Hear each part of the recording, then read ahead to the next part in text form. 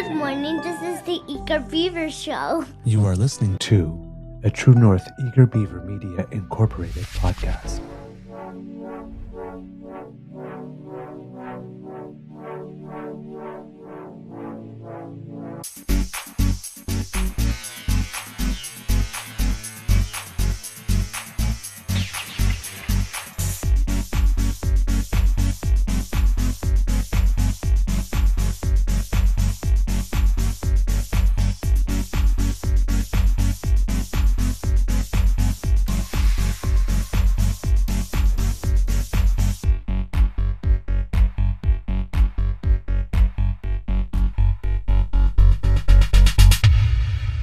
The True North Eager Beaver podcasts are proudly brought to you by our founding sponsors, the Miss V Mysteries from Corvid Moon Publishing, your source for science fiction, fantasy, and cozy mysteries featuring a broad diversity of characters. PsychicTarot.ca, book your tarot reading and unlock your spiritual journey. And the Pepper Master, hot pepper sauces made from farm-fresh ingredients to thrill your taste buds and expand your mind.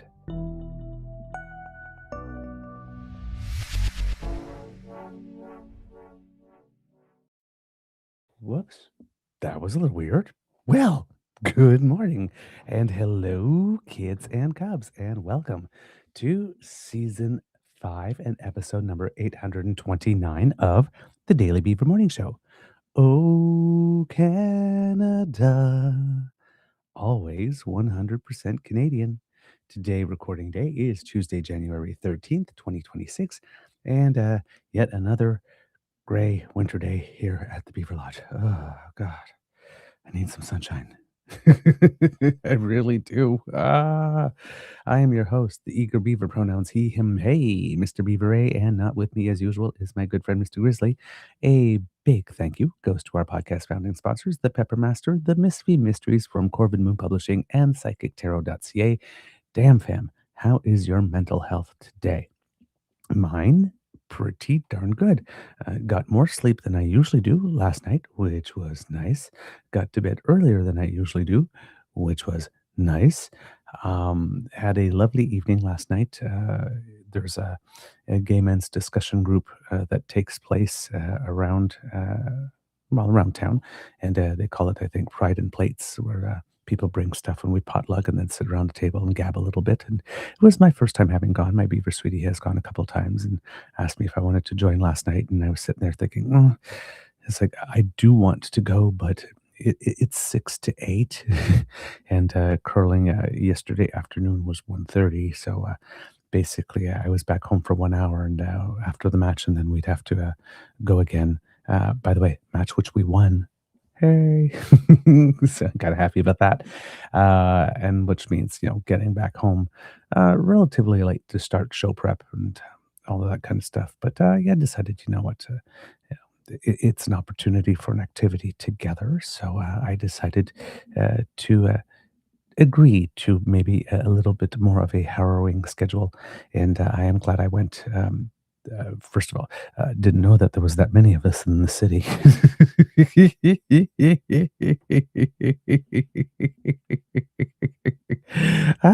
There were some friends from our usual group there as well, but lots of people that I hadn't met before. Very nervous because that's the type of social situation that creates the most anxiety for me is the small gathering where I only know 2 or 3 people and I don't know anybody else. Fortunately, there was a lovely person there named Hussein who made me feel very comfortable and very at ease by kickstarting conversation with me. So it was my introvertedness and social I won't say anxiety, but slight anxiousness or unease was very quickly dealt with, and I had a lovely time. So odds are there's a good chance I will be returning. Good people, good conversation. I didn't eat because I didn't announce I was coming and wasn't sure if there would be anything for me. But I'll bring a dish next time that I can eat, and I'll join in, and it'll be a good time. So I'm happy I went. I'm happy I went. I'm trying to do some new things this year that I haven't done before, and try to explore a little bit more of my community here in Kingston. So yeah, it was a lovely night. So to everybody who organized it, thank you for a lovely evening, and we will definitely be back. So there you go. Uh, yeah, I'm again overall bathing in existential angst, especially after speaking to Kit Hugh yesterday. Oh boy, but hey, eyes wide open, right? We got to deal with the world as it is, and right now it's not the most calming place, unfortunately. Let's see who we have with us this morning very briefly here. We have Kit PNC Bio with us and Kit Elaine. Good morning to both of you. We have Kit Tavi G with us. We have Kit Playing with 3D also with us. Kit Mohan, hello, and hope that the whole family is doing well. I'm guessing that's Kit Mohan based on that because again, Twitter handles, YouTube handles are all have all changed. So hopefully, I'm remembering people correctly here. We have Miss with us as well, so I'm guessing that is Mohan then, and I'm sure there are other people. But right now, that's all who I have on the chat appearing in on my screen. Let's go see the YouTube chat and see if there are any additional people there. Kit Linda, I believe I mentioned before, but if I haven't, good morning. And so the Brains are here as well.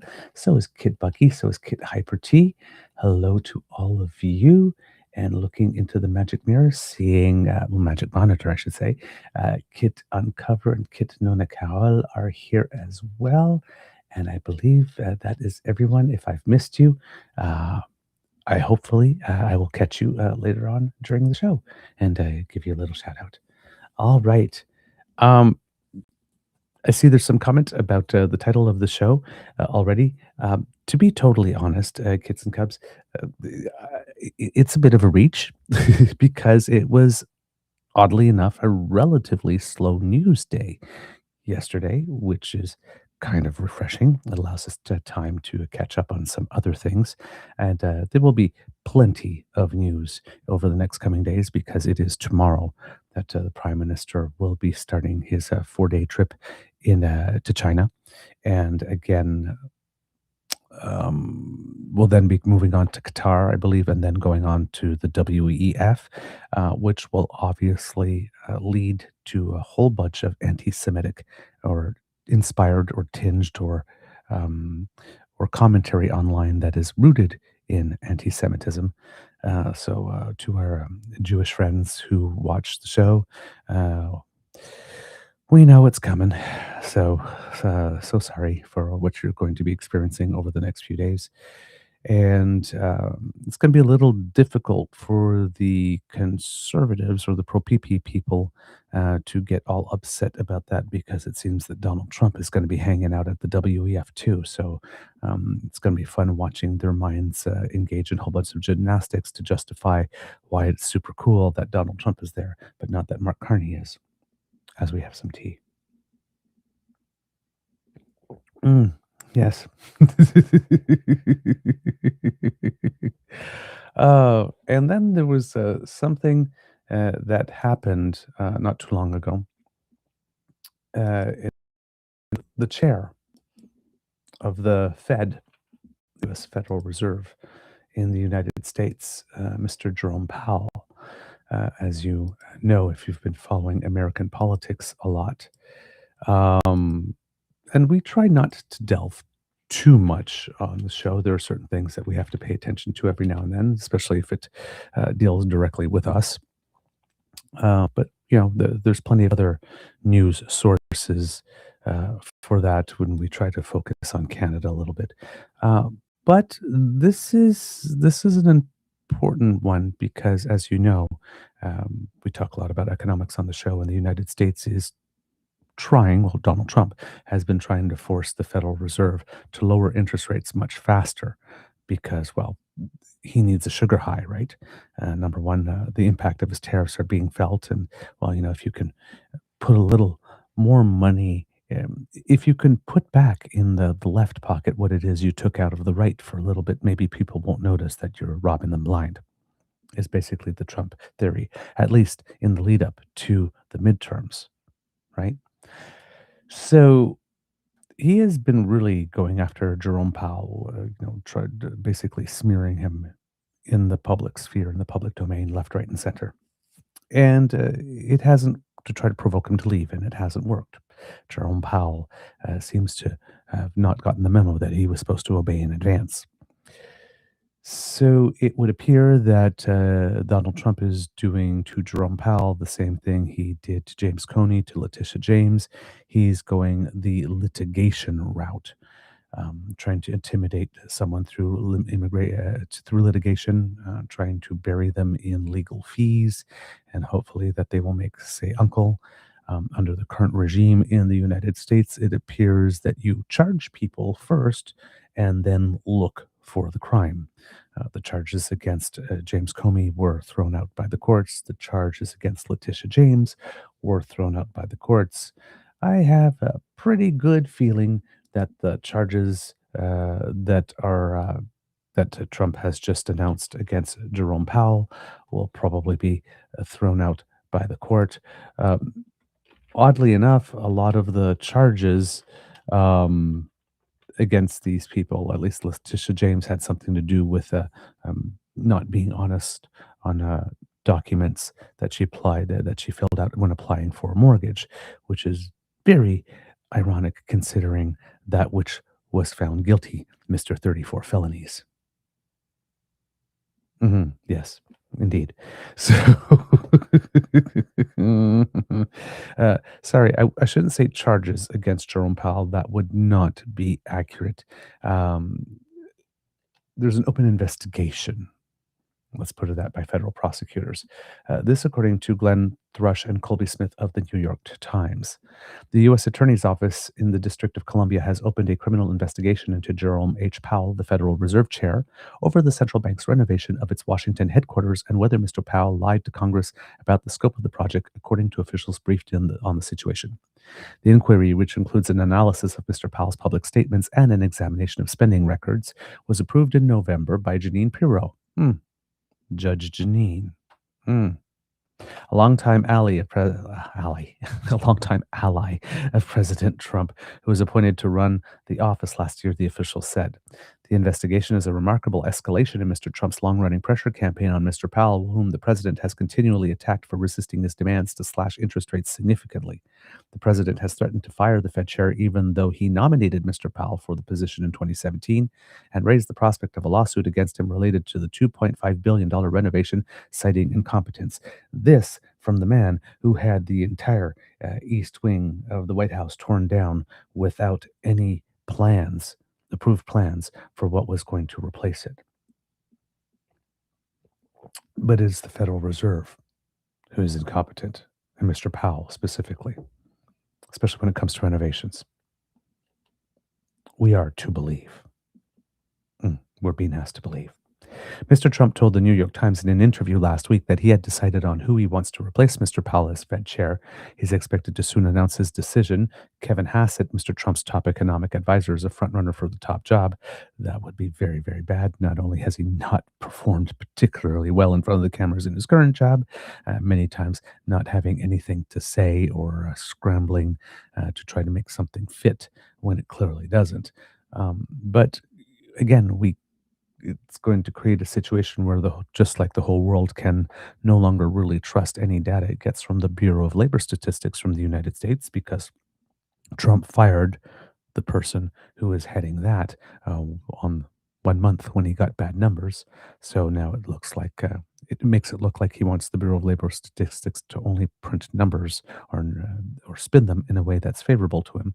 And here again, with the Federal Reserve, he does not want a Federal Reserve that makes the decisions based on the best economic data out there, but based on what is politically convenient for the president and for global markets. If you cannot rely on the data that's coming out, and if the Federal Reserve cannot be counted on to actually follow its stated mandate, then all of a sudden that can affect a lot of things in your country, particularly bond yields. And remember, kids and cubs, I believe that the bond market is about 5 times larger than the actual stock market. So if you start screwing up the bond market in your country and you start screwing up bond yields, and particularly if you start pissing off people who really understand the bond market, like Jerome Powell or, say, Mark Carney, you could be in world trouble in not too long a period of time.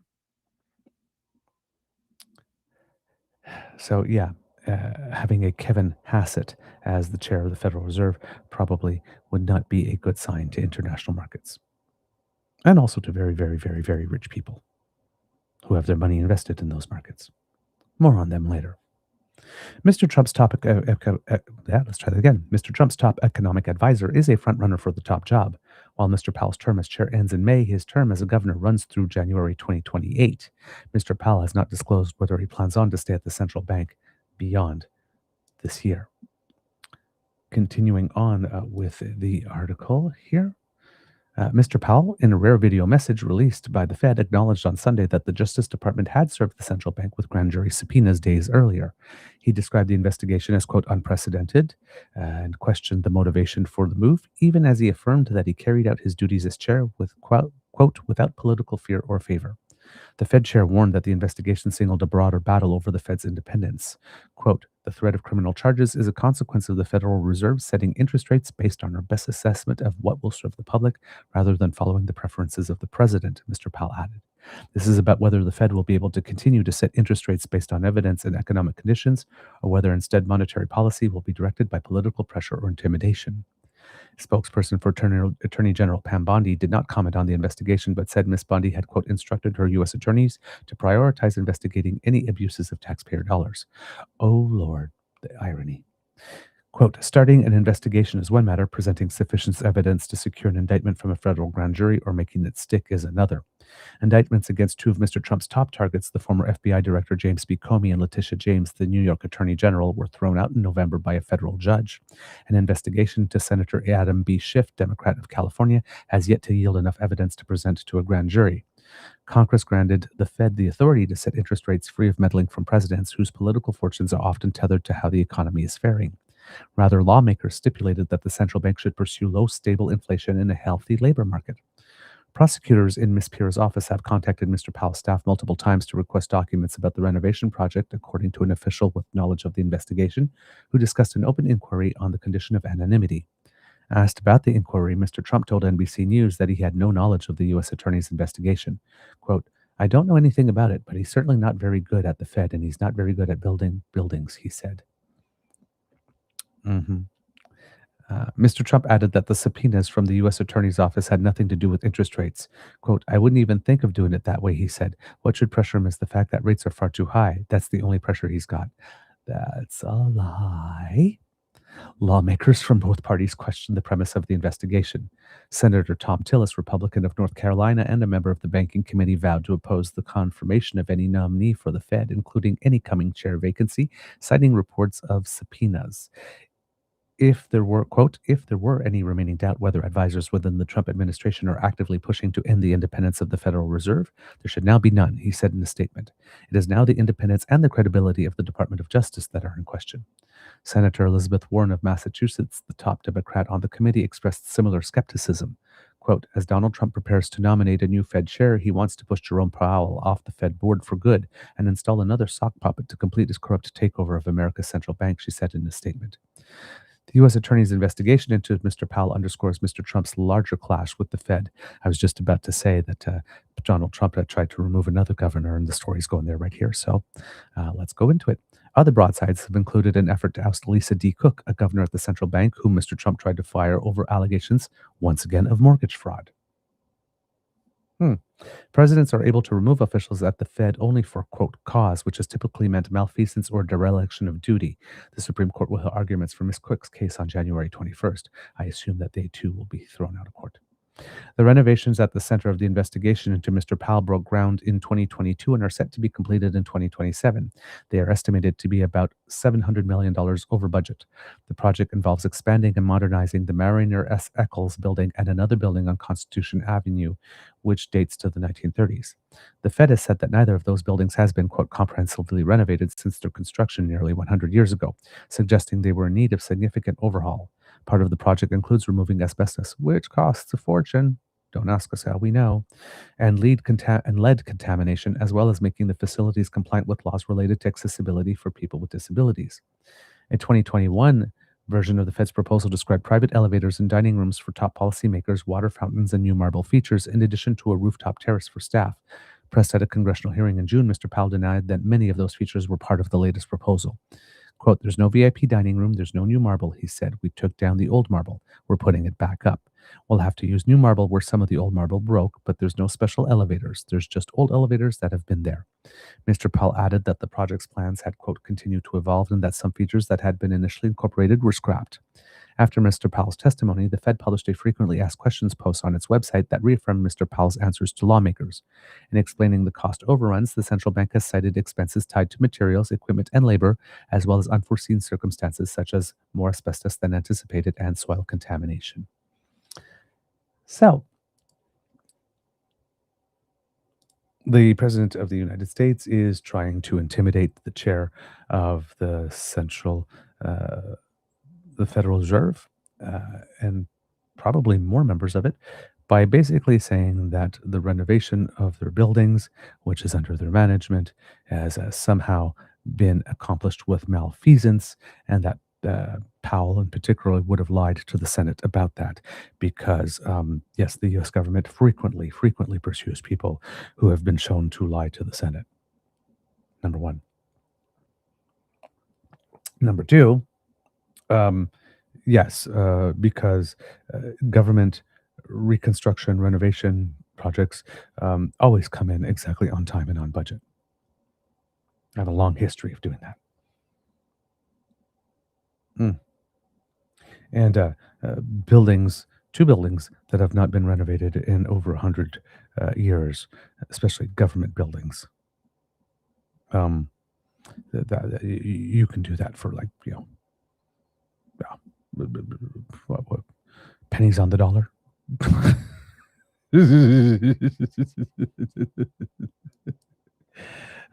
As you see, kids and cubs, it's a little silly.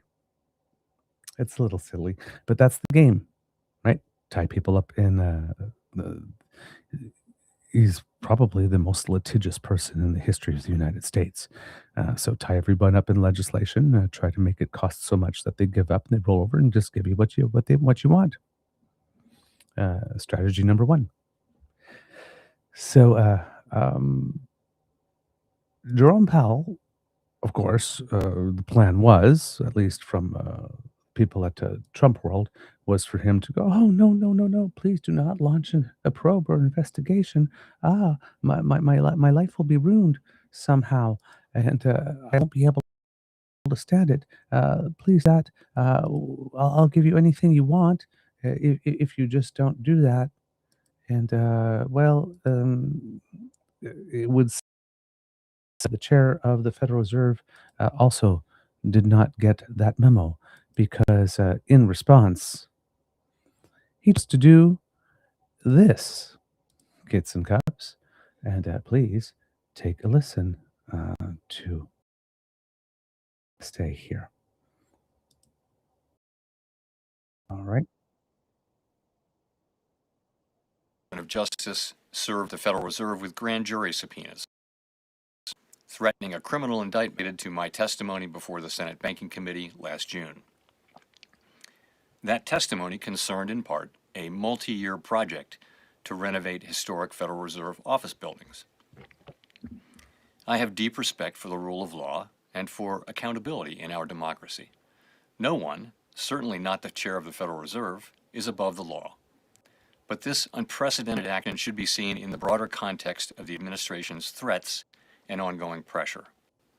This new threat is not about my testimony last June or about the renovation of the Federal Reserve buildings. It is not about Congress's oversight role.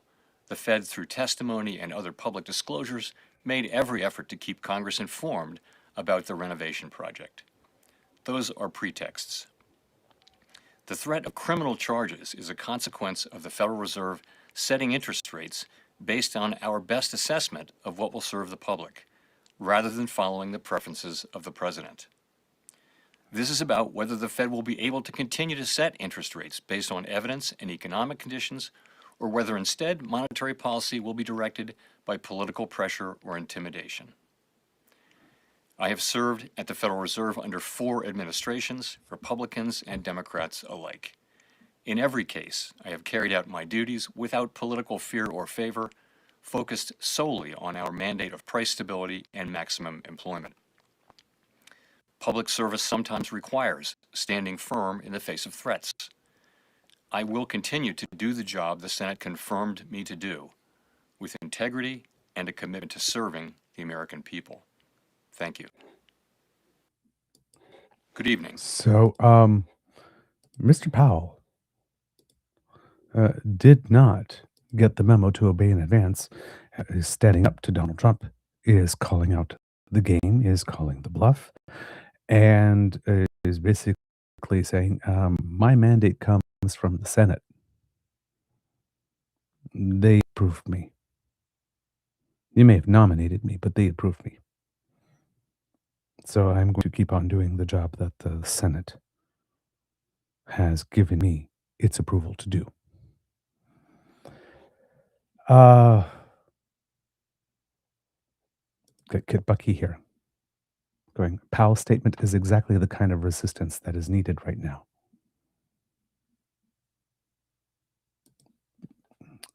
Yeah. So he's standing up, and I think it was yesterday, Kit Linda, in a conversation with me, that stated something to the effect of being surprised that it was the economists and bankers that seemed to be standing up. And yeah, in one sense, it is actually surprising, because that's not bankers and economists tend not to want to be the story. They like numbers, and they like numbers to speak for themselves. They are not necessarily known as being the most exuberant or fun at parties. That doesn't mean that they're not, but they don't necessarily have that reputation. And yet, on the American side, Jerome Powell has been for quite a few months now, directly standing up and just refusing to comply, which of course has Trump mad, and well, that's why we've got going on. And is giving the example. It's like, no, I'm just not going to. Now, on this show, here we go. Kit Linda specifically said, I confess I did not have economists and investment bankers leading the charge against fascism on my bingo card. Neither did we. But if you consider, as we've said on the show, the number one rule of particularly of conservative or Republican economists is don't fuck with very, very rich people's money. If you start screwing up with the Bureau of Labor Statistics, the data, and if you start screwing with the Federal Reserve, you are screwing with very, very, very rich people's money. And maybe that is where the bankers, investment bankers, and economists step in and pat you on the head and go, no, we will not be doing that today. Quietly, calmly, but they make sure that that can't happen, or at least they do whatever they can. So we have Jerome Powell sending a signal to Carney doing it for a while. You have a lot of people, of course, on the conservative camp yelling about elbows, where are they placed, and all that kind of stuff. But Canada, when it started with Trudeau, was and China were the two countries to go the counter tariff route, hoping the world would follow, and the world didn't.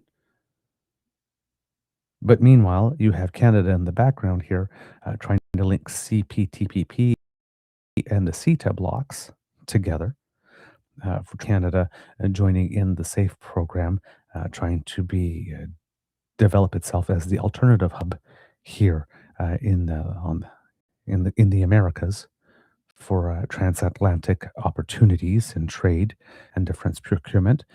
You have Canada with many other countries trying to establish an alternative, um, how would you put it, setup for the processing of critical minerals, because 90% of the refining capacity is all in China.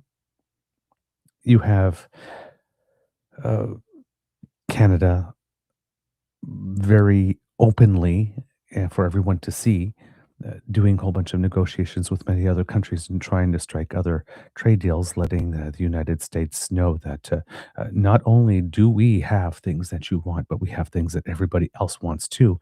And there's a lot of competition for our stuff and a lot of interest. We have options, in case you didn't notice. We were dealing with you all the time just because, well, proximity and geography and 80 years of longstanding friendship and all that kind of stuff just made it seem it was the easiest route. It was the path of least resistance. We could maximize how much money we were making with minimal effort. But if you're going to change the game on us, uh, especially without our permission or without any warning, it's not like we have to do business with you. It's like we were stuck. It's not like you were the only game in town. It's not like we didn't have any other suitors. We just did the stuff that was easiest. We decided to pick the low hanging fruit because there was just plenty of it and there was no need to expend all that extra effort. Well, that's not the case anymore. But that too is showing an example to the world. Mark Carney may not be throwing haymakers very visibly, spiking the football, punching Trump in the nose at every chance that he gets and go, huh, take that. Mm, as a lot of people want him to. But every time he goes to another nation, says, oh, you know, um, extra $70 billion of investment commitments from the UAE. Oh, here's an extra $600 million of investments um, from Saudi Arabia. Thick as our Minister of International Trade, I believe it is. Yes, Maninder Sidhu, on January 11th. A landmark day for Canadian and Saudi companies. Today, 5 major deals were signed in Saudi Arabia, representing more than $600 million in total value and strengthening job creation in both countries. These agreements highlight the strength of the Canada-Saudi commercial relationship and the growing opportunities for collaboration across key sectors. They will help create good jobs, generate economic growth, and unlock new opportunities for workers and businesses in both countries. By deepening these partnerships, we are building shared prosperity and strengthening the economic ties that benefit Canadians and Saudis alike. He wrote on Twitter, and hopefully there might be a little um, press release on his website that maybe has more to do with that trade, so we can get a little bit more of an idea of what specifically or what areas of cooperation that we've been dealing with. But yeah, kids and cubs, every time we go out and sign one of those deals, every time we are invited to speak at a major conference, every time that the world, uh, you know, our Prime Minister gives an interview with either Christiane Amanpour or The Economist, and the whole world tunes into that to figure out what Canada is doing next, or to hear what it is that we are doing next. All of these things matter. We are setting an example, and people have been noticing what it is that we've been doing. And maybe other nations are starting to notice that maybe ours, well, we had the right path all along. Could be. So we are noticing that it could be indeed the investment bankers and the economists who slowly, quietly, are making sure that there are, how would you put it, certain guardrails that are still in place. Hopefully. But it's just, it's not bombastic at all, right? It's just quietly going about our business, not drawing too much attention to ourselves. Um, Sometimes it requires us to do things such as, for example, in the case where the United States invaded Venezuela to capture Maduro and his wife and seize control of the oil assets, it perhaps um,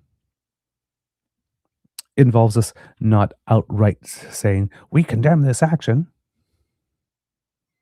So what the Prime Minister did is very cautiously and strategically welcoming the opportunity for more democracy while, right, not stating or condemning. Which is not satisfying for a lot of people. A lot of people want us to say, you need to take a strong principled stand. And the NDP is doing that a lot. But that may not be in our economic interest at the moment. So, we have leaders that are weighing these things. But as all of this is going on again, as the United States keeps on thinking that they are going to corner us, the Prime Minister is heading off to China. The Prime Minister is heading off to Qatar. The Trade Minister just announced deals with Saudi Arabia. The Prime Minister is going off to the WEF. And it has just been announced that the Prime Minister will also be heading to India very soon. The Premier of British Columbia, David Eby, is already there, doing things in his own right for his province. But according to CBC's Mason Maharaj, trade diversification push will bring Carney to India in coming weeks, top envoy says. After more than 2 years of fractured diplomatic relations, Prime Minister Mark Carney will visit India in the coming weeks as both countries look to diversify trading partners in face of U.S. President Donald Trump's trade war. India's High Commissioner to Canada, Dinesh Patnaik, a man who, based on 2 interviews now that I've seen with him on Power and Politics, I do not like. I'm sorry if there's anybody watching who has affection for this particular person. I do not like because every interview with him is he talks fast. He's a real fast talker. Keeps on denying that there's existence of any evidence of things that we have with regard to issues on security. Keeps on denying. If you have the evidence, show us the evidence, and we'll handle it ourselves. Our RCMP has evidence enough to have made these public claims, but he just denies. And again, and doesn't let people. David Cochrane really tried pushing up against this guy for all the allegations that were there, and Shirley, and there was nothing doing. He would frequently interrupt David Cochrane during the questions to do that same talking fast stick. But you have no evidence. It's like, no, we may not have evidence that we've surrendered to you because we've given it to our law enforcement and they are investigating it. But it doesn't mean that there is no evidence. So his whole shtick is just to deny that there was any evidence that any types of these claims is essentially preposterous. But now we've moved past that now, and we're talking economics. Yes, and all the talks that are going on are great. Now, this could be a safe face strategy, right? There are many countries that have it. China has definitely a safe face strategy.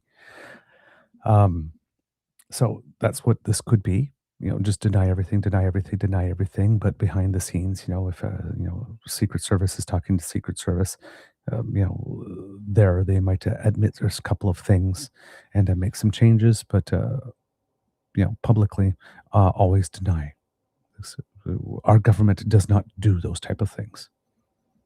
It's like, you can say that all you want, but there are these investigations in Canada based on evidence, and there were charges filed in the United States based on evidence that does appear to indicate that your country does do that.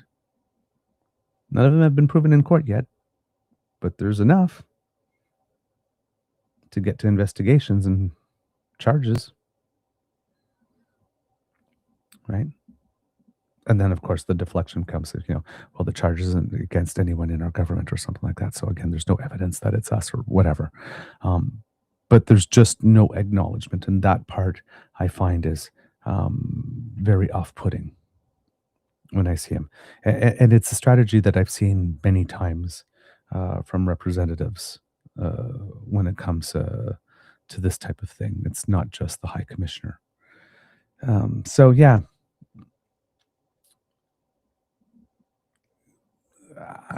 I have to assume, because there's no way of us knowing, that the conversations that are going on behind the scenes diplomatically with regard to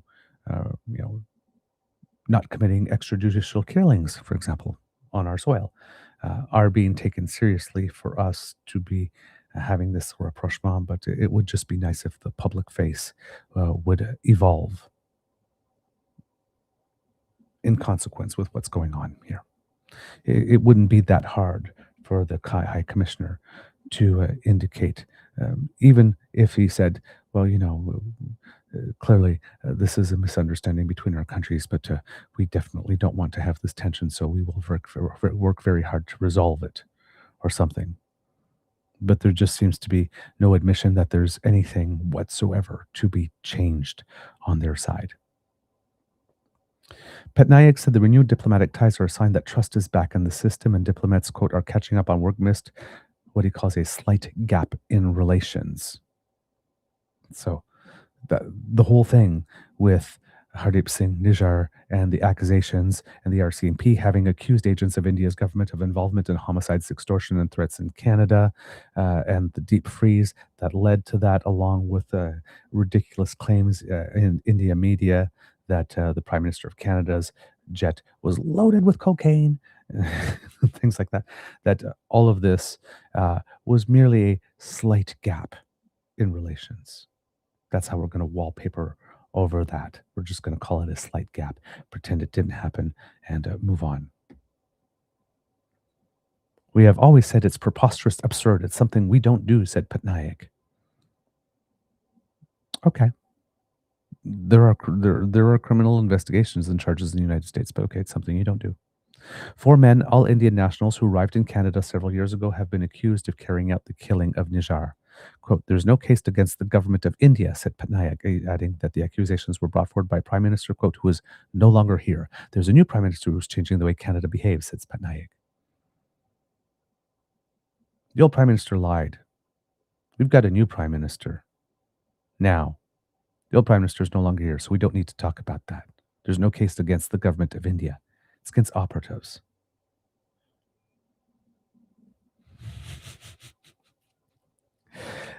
Oh, God. It's like again, it's the conservative strategy, right? Show me exactly on what page I said that. Show me exactly where I said the words that you're saying I said. Well, you said something to the effect. No, no, no, you said I said. Show me exactly where I said those words. If I didn't say exactly those words, I didn't say it. You suggested it, you inferred it, you uh, said things that would evoke it, you recommended it, you implied it, but you did everything but outright say it. But I didn't say it. So all those other stuff I did doesn't matter. You have to catch me exactly saying it. It's like, did you see me hand the brown envelope full of bills to the other? Well, then it's not a bribe if you don't see me handing a bag with brown bills. If I do it electronically, it's not a bribe. I'll tell you. Carney's visit follows a commitment by both leaders to launch negotiations towards a new deal called a Comprehensive Economic Partnership Agreement, or a CEPA, announced when the two leaders met at the G20 summit in South Africa last November. At the time, Carney's office said he had accepted Modi's invitation to visit India in early 2026. Canada and India both face steep U.S. tariffs, India facing tariffs off 50% in part for buying Russian oil. Both countries need each other, said Patnaik. I think both prime ministers recognize that. And that is true. And on trade, it has to be said that Canada and India have always had very, very good relations. It's the political stuff that's a little weird, especially considering the government that India has at the moment. But on trade stuff, there is no history of less than honest dealing here. Patnaik said he's looking for Canada and India to, quote, to move the envelope forward on key sectors including energy, fertilizers, agri-food, innovation, R&D, aerospace, and defense. When asked if a trade deal might be signed by the end of the year, Patnaik said that progress on these files are being, quote, near signing would be achievement enough. That sentence does not make sense as written. So let me see if I can fill in the blank there. When asked if a trade deal might be signed by the end of the year, Patnaik said that progress on these files is being made, I guess, and being near signing would be achievement enough. Because it just said that progress on these files and there's nothing. Oh, okay, I get it. That making progress on these files and being near signing would be achievement enough. So no, that there probably won't be that much signed yet, but that we will be making some pretty much big steps in order to get close to signing, I guess is what he's suggesting here. Carney's visit will follow diplomatic missions to India by various Carney ministers, including Federal Energy Minister Tim Hodgson and Artificial Intelligence Minister Evan Solomon later this month, and by Foreign Affairs Minister Anita Anand and International Trade Minister Maninder Sidhu late last year, all marking the latest indicators that the relationships are thawing as Carney looks to reset the relationship under his own leadership and in the face of Trump's tariffs. Carney heads to China today for a similar milestone trade mission following years of fractured diplomatic relations with China. So there you have it, kids and cubs. A little bit of stuff going on there, and we'll have more about the trip to China on the show tomorrow. But yeah, will the bankers and the economists slowly slave democracy or slowly start putting up little guardrails here and there that it's going to make it more difficult for Trump to achieve internationally that which he's trying to achieve? At the current moment, it seems that that is indeed the case, but not enough evidence to say that if this is a global trend, if this is just starting. But if you do have Jerome Powell and Mark Carney both standing up at the same time to sort of provide some resistance and some pushback, maybe that would inspire other people to do the same. We can only hope, because it's the world is seeing what's going on at the moment, and that this can no longer be dismissed as ah, ha, ha, ha, ha, ha, ha, ha. Isn't he funny? The president has such a wonderful sense of humor. Nobody's buying that anymore. So yeah, we'll see. We'll see what happens here. All right. Let's see what else is there. Okay. There we go. I was just looking in the chat to see if there was anything that I would read into the comments there. And anyway, we'll have to see. I'm going to have to read them after the show because right now the chats that I'm seeing are about other things at the moment, which is absolutely fine. All right. Other things that are going on, kids and cubs, that we want to talk about today, given that we have the opportunity to look a little bit domestically and talk about some things that might not have had an opportunity to get as much um, airtime as they should have. The first thing is that Prime Minister Carney, before making his trip off to China, is going to up in Prince Rupert in order to be able to speak with the coastal First Nations in British Columbia. According to Michael Woods of CBC, Prime Minister Mark Carney will travel to northern BC to meet with coastal First Nations before leaving on his trip to China, a government official confirmed to CBC News. The official, speaking on the condition that they not be named, said they expect the meeting to cover a number of subjects, including major projects underway in the region and how the federal government and Indigenous communities can ensure projects are built, quote, sustainably and in partnership. Carney is departing late Monday and will meet with coastal First Nations on Tuesday. The official said the government's focus will be on common priorities, including marine conservation, ocean protection, and empowering Indigenous communities to lead those efforts. Energy and Natural Resources Minister Tim Hodgson, Housing Minister Gregor Robertson, and BC Liberal MP Wade Grant will join Carney on the visit. Carney is then scheduled to leave for an 8-day trip that will include stops in China, Qatar, and Davos, Switzerland for the World Economic Forum. Prince Rupert is near the site of the planned let me try that again. Of the planned Lisms liquefied natural gas facility in northern BC, which is among the major projects that the federal government has earmarked for fast-track permitting and approval. That facility, which has also been prioritized by the BC government, would export 12 million tons of liquefied natural gas per year, targeting Asian markets. The project is being developed in partnership with the Nisga'a Nation, but is facing separate legal challenges from other First Nations. Coastal First Nations, a group of 9 First Nations in the region, have expressed strong opposition to a possible oil pipeline to the north coast of BC. The Memorandum of Understanding between Ottawa and Alberta, which Carney and Alberta Premier Daniel Smith signed late last year, includes a path forward for that possible pipeline and the lifting of an oil tanker ban along BC's north coast. But Coastal First Nations have said the pipeline project will never happen. So a little bit of diplomacy being taken on here by the Prime Minister while he's on his way to China for this trip. On that front, kids and cubs, and I'm sorry there's just a little delay here because my screen is not being as responsive as I. There we go. There have been some moves by First Nations in Canada to indicate that there is some opposition to what is going on.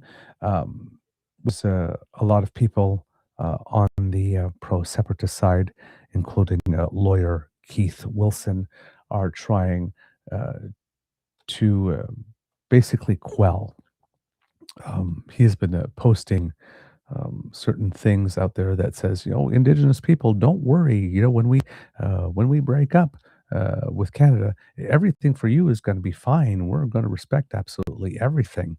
And it's like, do you really believe that? Number one, do you really believe that a group of people that don't have the judgment and the discernment to realize how good they have it in Canada and want to leave once they leave, and with all the tactics that we've seen them use so far, would actually be, oh yes, Indigenous people, all of pretty much all of Alberta, if not all, which is treaty territory, we will respect all of your rights once we get you alone in the new facsimile Republic of Alberta. I believe, if I'm not mistaken, Indigenous people trusted Uh, that kind of deal once already. They're probably not that inclined to do it again.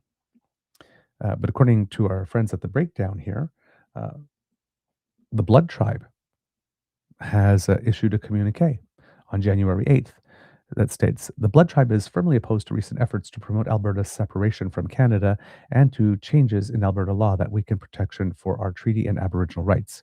As Blood Tribe members will be aware, the Blood Tribe was recently involved as an intervener in a lawsuit involving the proposed separation of Alberta from Canada. The Alberta separation case occurred because the Chief Electoral Officer of Alberta received a proposal made by the Alberta Prosperity Project in July 25, which stated the following question, quote, "Do you agree that the province of Alberta shall become a sovereign country and cease to be a province of Canada?"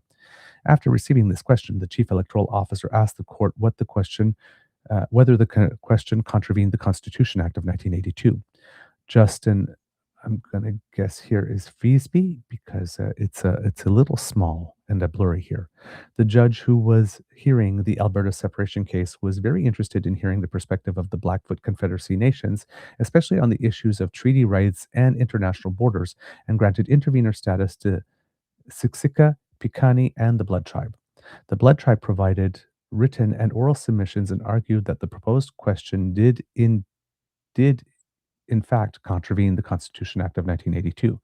Justin Phoebe agreed that the proposed question contravened the Constitution Act of 1982.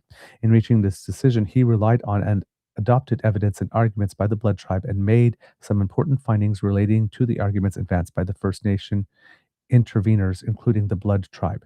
Some of his findings include 1. Alberta cannot simply be substituted for Canada as the government responsible for fulfilling treaty obligations without the consent of First Nations. And that was my first comment about what that lawyer, Keith Wilson, convoy lawyer, was saying. It's like, you cannot promise this, Mr. Wilson. The Indigenous relationship constitutionally is with the Crown. Alberta is not the Crown. You cannot make this promise that everything's going to be all right for Indigenous people because that promise is not yours to make. The findings also included having provincial and territorial borders being turned into international borders would significantly impair the exercise of treaty rights by First Nations, and Alberta independence would contravene the numbered treaties as a matter of law and as a practical reality by proposing to remove Canada and substitute an independent Alberta as the party responsible for fulfilling treaty obligations. And that's a party with which the Indigenous people of those numbered treaty areas did not sign an agreement.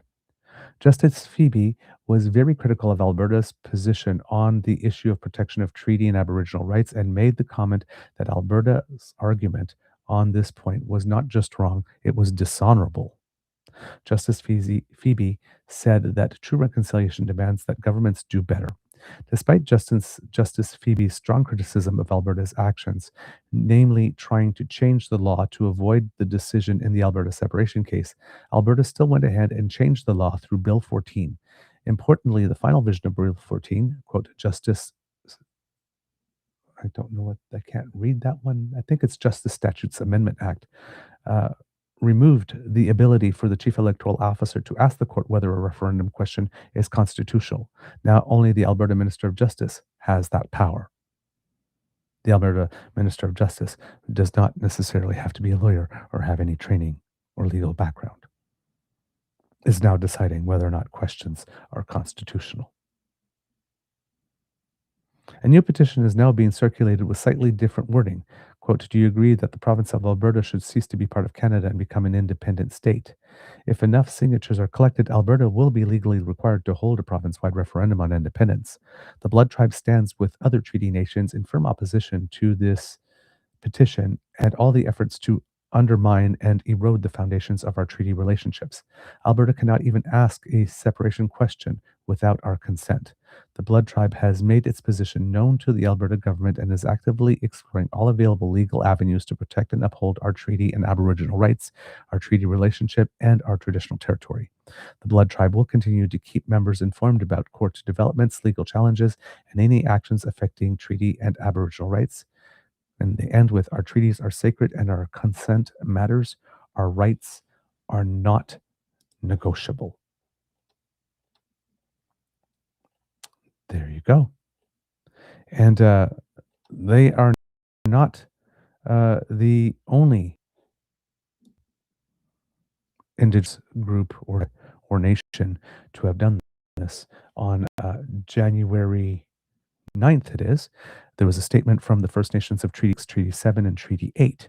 The Confederacy of Treaty Number 6 First Nations, Tsuut'ina Nation, Blackfoot Confederacy, and the Treaty 8 First Nations of Alberta stands with all Alberta First Nations in support of Chief Sheldon Sunshine and the legal action of Sturgeon Lake Cree Nation, who were the first to get involved on this front, seeking an injunction to halt a referendum question regarding the province of Alberta separating from the rest of Canada. On January 8th, the chiefs of treaties number 6, 7, and 8 came together to affirm our unified opposition to Alberta's separation. We affirm that the Alberta UCP government's action enabling and supporting the so-called Alberta Prosperity Project petition are a direct violation of treaty obligations and the honor of the Crown. Changing the law through Bill 14 on December 12, 2025 to overturn a court ruling in our favor is not the work of a government that respects democratic institutions or the rule of law. Strong and united Treaty First Nations and their peoples, where the province of Alberta is, will not tolerate any action that seeks to undermine our treaties, our rights, or our sovereignty. Our treaty regions extend across borders, and our treaty rights transcend political interests and games. Quote, treaty is forever. As long as the sun shines, the grass grows, and the waters flow. And on December 5th, 2025, the decision by Honorable Justin Collins C.G. Feasby stated specifically, and we quote, treaty rights are, quote, recognized and affirmed, not guaranteed, and they are incorporated by reference, not specified. These are distinctions without a difference. Perhaps an independent Alberta would adopt a provision like Constitution Act of 1982, Section 35, and recognize and affirm treaty rights, but for the reasons explained above, Alberta cannot succeed to the numbered treaties without the consent of First Nations. Moreover, this decision has concluded that the transformation of provincial and territorial borders into international borders would contravene the numbered treaties by significantly impairing the exercise of treaty rights by First Nations. That is literally a quote from the December 5th decision by the judge in the case, which makes it really odd that Mr. Wilson would then come out and said, no, don't worry about that, Indigenous people. The courts are all wrong. Trust me, only me.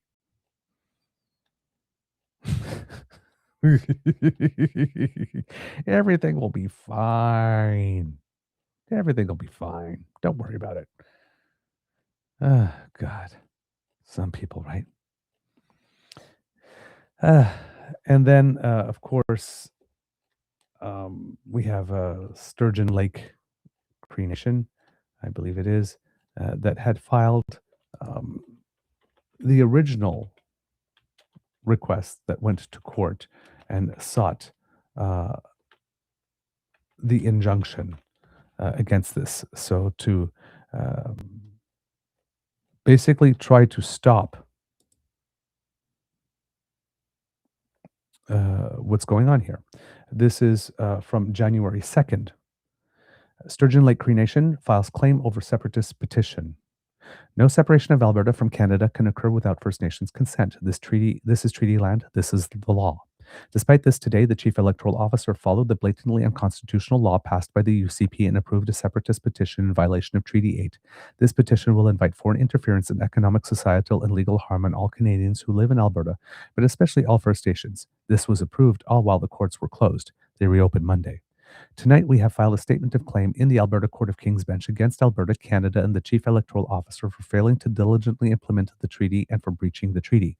On Monday, we will file an urgent injunction to pause the petition to avoid the foreseeable harms that will result from this petition. The injunction was granted. We invite all First Nations and Canadians to support us. Kinanaskotmitin. And that's, I guess that's a greeting, a salutation to close a type of letter of communication, and signed by Chief Sheldon Sunshine. And there you have it. They knew, Danielle Smith and everyone, they knew what they were doing was unconstitutional, and they would do it anyway. The Keith Wilson thing here. Basically, He's got 2 of these posts. To our fellow Albertans, including all First Nations members in Alberta, there is no need for alarm about Alberta's independence petition. Your treaty rights and Aboriginal rights are not threatened by Alberta independence. The judge says you're wrong. He wrote this on January 12th, way after these decisions have been granted. The treaties are contracts at law, solemn agreements made nation to nation. They do not disappear, weaken, or change unless First Nations themselves choose to change them. No province, government, or new country can unilaterally alter treaty rights. We have a clear historical example. In 1930, Canada transferred control and ownership of Alberta's land, water, and natural resources to the government of Alberta through the Natural Resources Transfer Agreement. Importantly, treaty rights were fully protected and continued unchanged after that transfer. Ask the Indigenous people how they feel about the NRTA. Ask them. They're not that happy about it. Clause 12 of the NRTA exists for one reason: to make absolutely clear that treaty hunting, fishing, trapping, and broader Aboriginal rights would continue to be honored even though jurisdiction over land and resources changed. And that's exactly what happened. Nothing changed. Yes, that's because Alberta was still within Canada. An independent Alberta has no duty or reason to. They are not the Crown. They are not the party with whom these agreements have been. They would have to have a whole new set of agreements. And then again, the Indigenous people of Alberta, or their various treaties, 6, 7, and 8, would then have to believe deeply, profoundly in their hearts that the new leaders of the new country of Alberta, which would probably be a country for all of about 15 seconds before the United States decided, yep, you know what, you're ours now. And then American law would apply. And I'm sure that the United States under Donald Trump is going to be much more inclined to respect treaty rights than is the government of Canada. Believed no First Nation ever.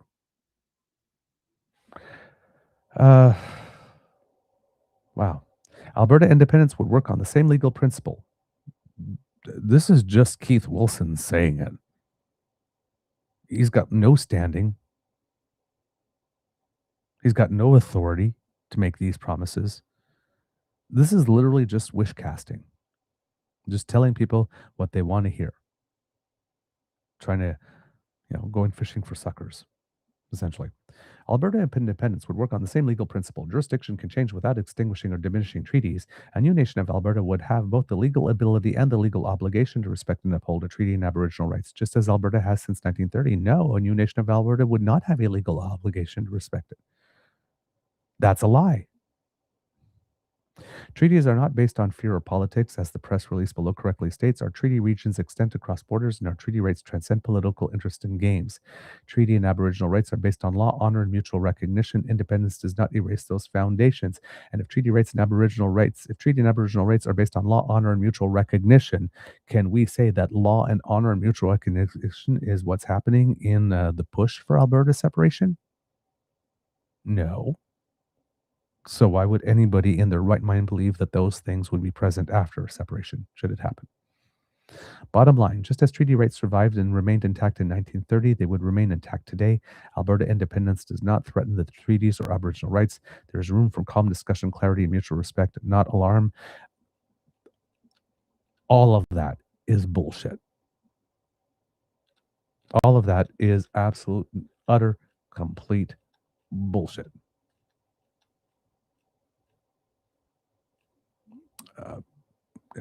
Mr. Wilson cannot promise that. Mr. Wilson cannot say that. He certainly can't say it as smugly, as confidently as he does. And especially with the condescending, oh, Pat, don't worry your little pretty little heads about that. We'll protect you. Trust us white people again. What could go wrong?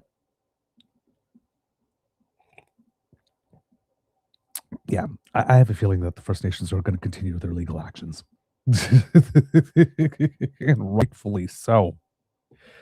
All right. Other things that are going on. The NDP leadership race.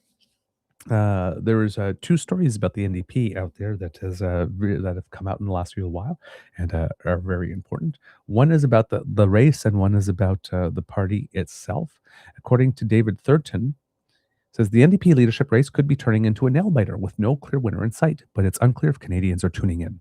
The field of candidates now has three frontrunners, several NDP strategists and analysts tell CBC News.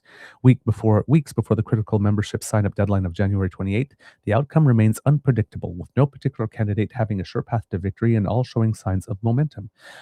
Which is interesting because everything that I've been reading so far has seemingly been indicating that Avi Lewis would probably be running away with it, but this is seeming to indicate different things. Quote, "It is way too early to call it," said Ji Wangjung, an NDP organizer with the party's grassroots movement Reclaim Canada's NDP. Quote, "There's a lot of room for volatility. When New Democrats select their leader in March at a national convention in Winnipeg, 5 candidates are expected to be on the ballot. But according to party insiders, 3 are likely bets to become leader: Heather McPherson, Avi Lewis, and Rob Ashton. That wasn't the case in the early days of the race in September. Quote, "Many folks would have assumed this would be somewhat of a coronation for McPherson because she's the only sitting MP running," longtime NDP strategist Aaron Morrison said. Um, uh, my ear to the ground has never indicated that at all.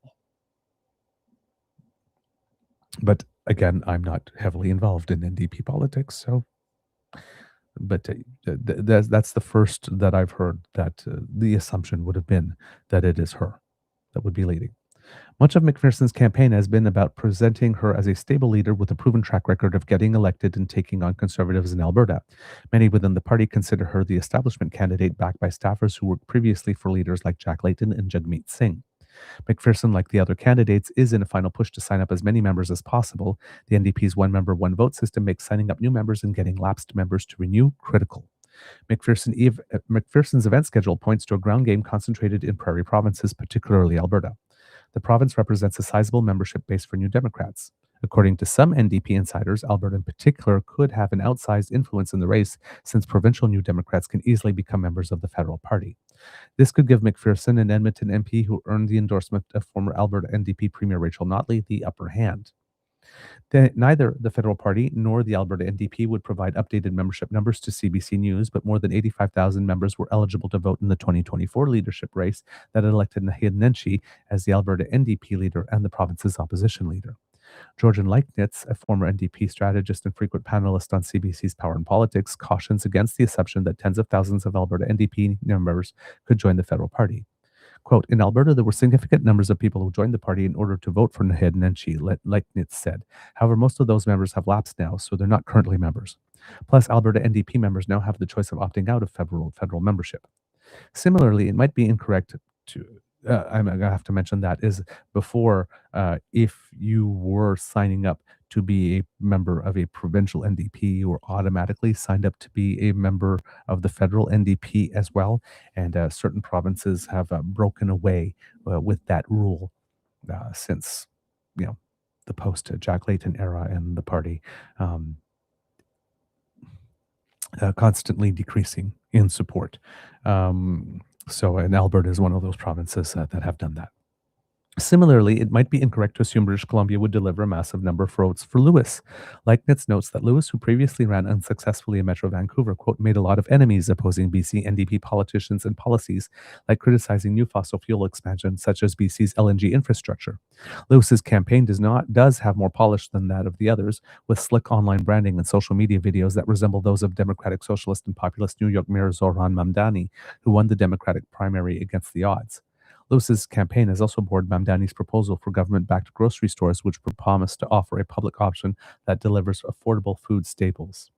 Doubly, Lewis has amassed a strong war chest. According to his campaign, he raised more than $780,000 from donors across Canada as of December, well above the $100,000 entrance fee and nearing the $1.5 million campaign spin-in limit. The amount of dollars a leadership candidate can pull in tends to be a strong indicator of who will win. The other front-runner campaigns have kept their fundraising numbers close to their chest. Considered underdogs, Tenniel Johnston and Tony McQuill are the two other candidates. Both have struggled to raise funds. Jung is helping on the Johnston campaign and said candidates like her have found it, quote, "morally challenging to ask NDP supporters to help cover the $100,000 entrance fee during a cost of living crisis. Quote, when you come from that working class background, then it's really hard to talk a voter, When you come from that working class background, then it's really hard to talk to a voter or talk to an NDP member and ask for hundreds or thousands of dollars, given the state of where we're at in our economy, Jung said. Johnston, who says she's running to bring about, quote, a working class renaissance, has raised enough money to stay in the race. McQuail, who has an environmentally focused campaign, has also cleared the latest financial hurdle. Both have held joint fundraising events together. We mentioned that on the show. We thought that was really cool that candidates were helping each other out that way. What could matter more are endorsements and the organizing apparatus that comes with them. A decision by Nenshi, a former popular Calgary mayor and strong political organizer, could be significant, according to Leibniz. However, most indicators suggest Nenshi will remain neutral. One endorsement that flew under the radar came from the largest private sector union in North America, the United Steelworkers.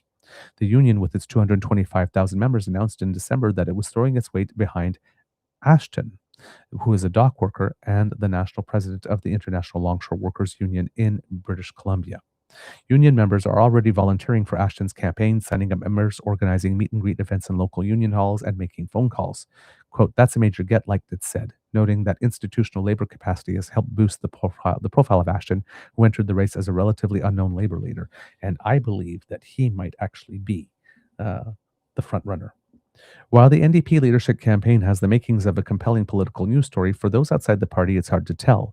The race has been competing for the headlines amid a news cycle dominated by the never-ending saga of U.S. President Donald Trump's tariff war and the Carney's government attempt to dramatically retool the Canadian economy, making it less dependent on the U.S. Candidates and their campaign teams may not have helped themselves, seemingly opting for civility instead of conflict. Such a wholesome race could be distilled into a moment during the Montreal debate when one candidate, farmer Tony McQuail, gave each of his opponents a jar of homemade apple butter. While it was a gracious gesture, the race overall has left the impression that New Democrats, after their abysmal election result, are drifting further into irrelevance. Former NDP candidate Nathan Cullen reiterated his frustration expressed in 2011 that the party, quote, seems to be once again in violent agreement. In a recent interview with CBC News, Cullen said New Democrats he has spoken with are asking, where's the fire? That ability to show good contrast, it may be a bit of an untapped piece right now, Cullen said. A candidate who is able to respectfully and thoughtfully challenge his opponents would be welcomed. There are signs the race could be heating up, with Ashton accusing Lewis of dividing the party by opposing fossil fuel expansion. Quote, Avi takes us in the wrong direction, Ashton said in a recent social media video. His kind of politics turns New Democrats against each other. There we go. Maybe we are getting a little coming up here.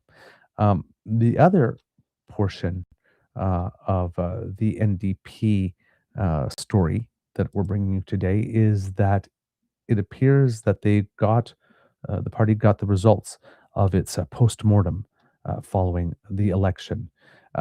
What's really interesting here is that if we're contrasting the NDP with the federal Conservatives, the NDP actually has done a serious post-mortem exercise. However, the Conservatives have not yet. The Conservatives basically had Pierre calling people and says, oh, so tell me how I did in the last election. And this was early on, while I guess he was still running in Battle River Crowfoot, or about to, and preparing that. I'm not sure he's picked up the phone to ask for some feedback on how he's doing lately. But he did at that time. But it wasn't a process led by somebody chosen by the party that people could speak freely to, and then made the results public, which is the case for the NDP. They did the work the way that everyone expects it would be done. So according to David Thurton, again, of CBC, and this was from a while ago, this was released December 19th. The federal NDP released its internal campaign review Friday, largely avoiding casting blame on senior party officials and instead citing issues that were beyond the control of New Democrats for its worst election loss. The overall verdict from campaign staff was that the NDP ran a technically solid campaign in a brutal environment, the report said. Most agreed that even significantly better decisions would likely have not changed the overall outcome in terms of seats. The report bases its findings on the views of former and current members and does not offer a path forward. The report cites a basket of external forces that were working against New Democrats, including a political landscape that framed the election as a binary on who was the best to take on U.S. President Donald Trump, and journalists following the campaign who didn't stop asking New Democrats about the party's dismal polling prospects. In April's election, the NDP lost all but 7 of its 24 seats. Even leader Jagmeet Singh could not hold on to his BC seat and resigned before the results were counted on elections night. Quote, voters adopted a Trump-Poilievre-Carney mindset long before the election began. We heard that the NDP did not effectively counter this frame, failed to articulate its own theory of change, and did not manage to assert its message on priorities like housing and affordability, the report states. Even in that landscape, some said the campaign did not seem like a disaster, even though the polling and crowd sizes at events were dismal. Quote, the campaign did not look like a losing operation. The tour was professional. Events were generally well executed. The leader performed strongly given the circumstances, and many battleground campaigns were well funded and able to hit or approach their spending ceilings, the report states. In some places, it does look inward and suggests room for improvement. The report shows many who were interviewed thought that the party did not have clear messaging before going into the election and felt that the 2025 election was lost before it began. That is pretty much true. Messaging in general was almost universally seen as weak and confusing. Messaging was muddled around the confidence and supply agreement the party signed with the Liberals, which, quote, led to missed opportunities for the party to demonstrate its value as a strong progressive option and, more importantly, a future government, the report said. And when the ballot question became about Trump, it found the party wasn't nimble enough to respond. That also is true. Labor and human rights lawyer and former NDP candidate Émilie Taman facilitated the report. In an interview with CBC News, she spoke about the tone members wanted to see. Quote, people just want to see an energetic, bold, unapologetically progressive campaign, and some of the people included in the report felt the campaign, quote, fell a little short. The report also said that many candidates throughout the party was too focused on the leader. Oh, sorry, let me say that again. The report also said that many candidates thought the party was too focused on the leader, that is also true, and didn't spend enough time or energy on local candidates in lesser known ridings. The report notes, though, that some candidates complained about the lack of resources and felt abandoned once they were nominated. Quote, in speaking with many of these candidates, it became apparent that their expectations were unrealistic, the report said. Many thought they would be provided with campaign managers, staff, volunteers, and money. Some of them were overcome with emotion when describing the anxiety they felt upon being launched into an election campaign, in many cases a campaign which was already underway, with virtually no support. The report calls on local executives, on riding associations, and the party to be honest and reasonable with candidates and to set modest goals. The report also said there's an overall feeling among the New Democrat base that it is averse to fundraising and often adopts a defeatist attitude. Quote, many New Democrats are allergic to fundraising, the report said, quoting some who participated in the review. Others said it was a critical structural weakness for the federal party. Because of that, many participants in the review felt they were, quote, leaving substantial money on the table and called for the party to professionalize this aspect, which was described as, quote, inefficient, outdated, and under-resourced. The report noted New Democrats often finance their campaigns by taking on debt, and as a result, they are stuck in a cycle of deploying endless resources to pay back loans. It also said some felt the party spent too much on traditional television advertising and not enough on digital. That advertising, some said, focused too much on Singh's personal qualities and lacked meaningful political content.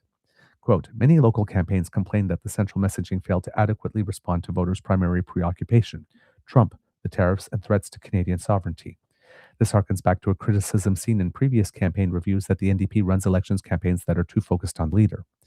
Notably, although Canada's Labour movement remains institutionally committed to the NDP, a gap is widening among rank-and-file union members. The NDP's language was often perceived as, quote, exclusionary, academic, or moralizing, and workers did not hear a clear plan on affordability, tariffs, and industrial policy, the report said. The party is currently in the midst of a leadership campaign and will select its new head in March.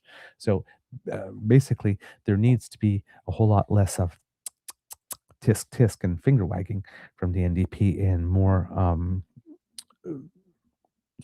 focus on actual labor, working class, and kitchen table issues. From what I'm reading here. But yes, the campaign was very much focused on the leader. And I believe personally that the strategic mistake that the NDP made didn't come in the campaign, but came way before it, when, with the supply and confidence agreement, the party decided that rather than spinning everything that was achieved under the supply and confidence agreement as a ND liberal collaboration, and this is what you get when parties in the House work together in a minority government, as you would want them to do by having elected a parliament that ended up being a minority. Decided to pretend that the Liberals were dragging their heels on everything, that they needed to be forced to respect the agreement, and that none of them would have happened if it wasn't for the NDP. It's all us. And the Liberals, even though the Liberals voted for it too, but because we had to drag them into it, screaming and kicking, allegedly, it's all us, which nobody was going to believe as a scenario.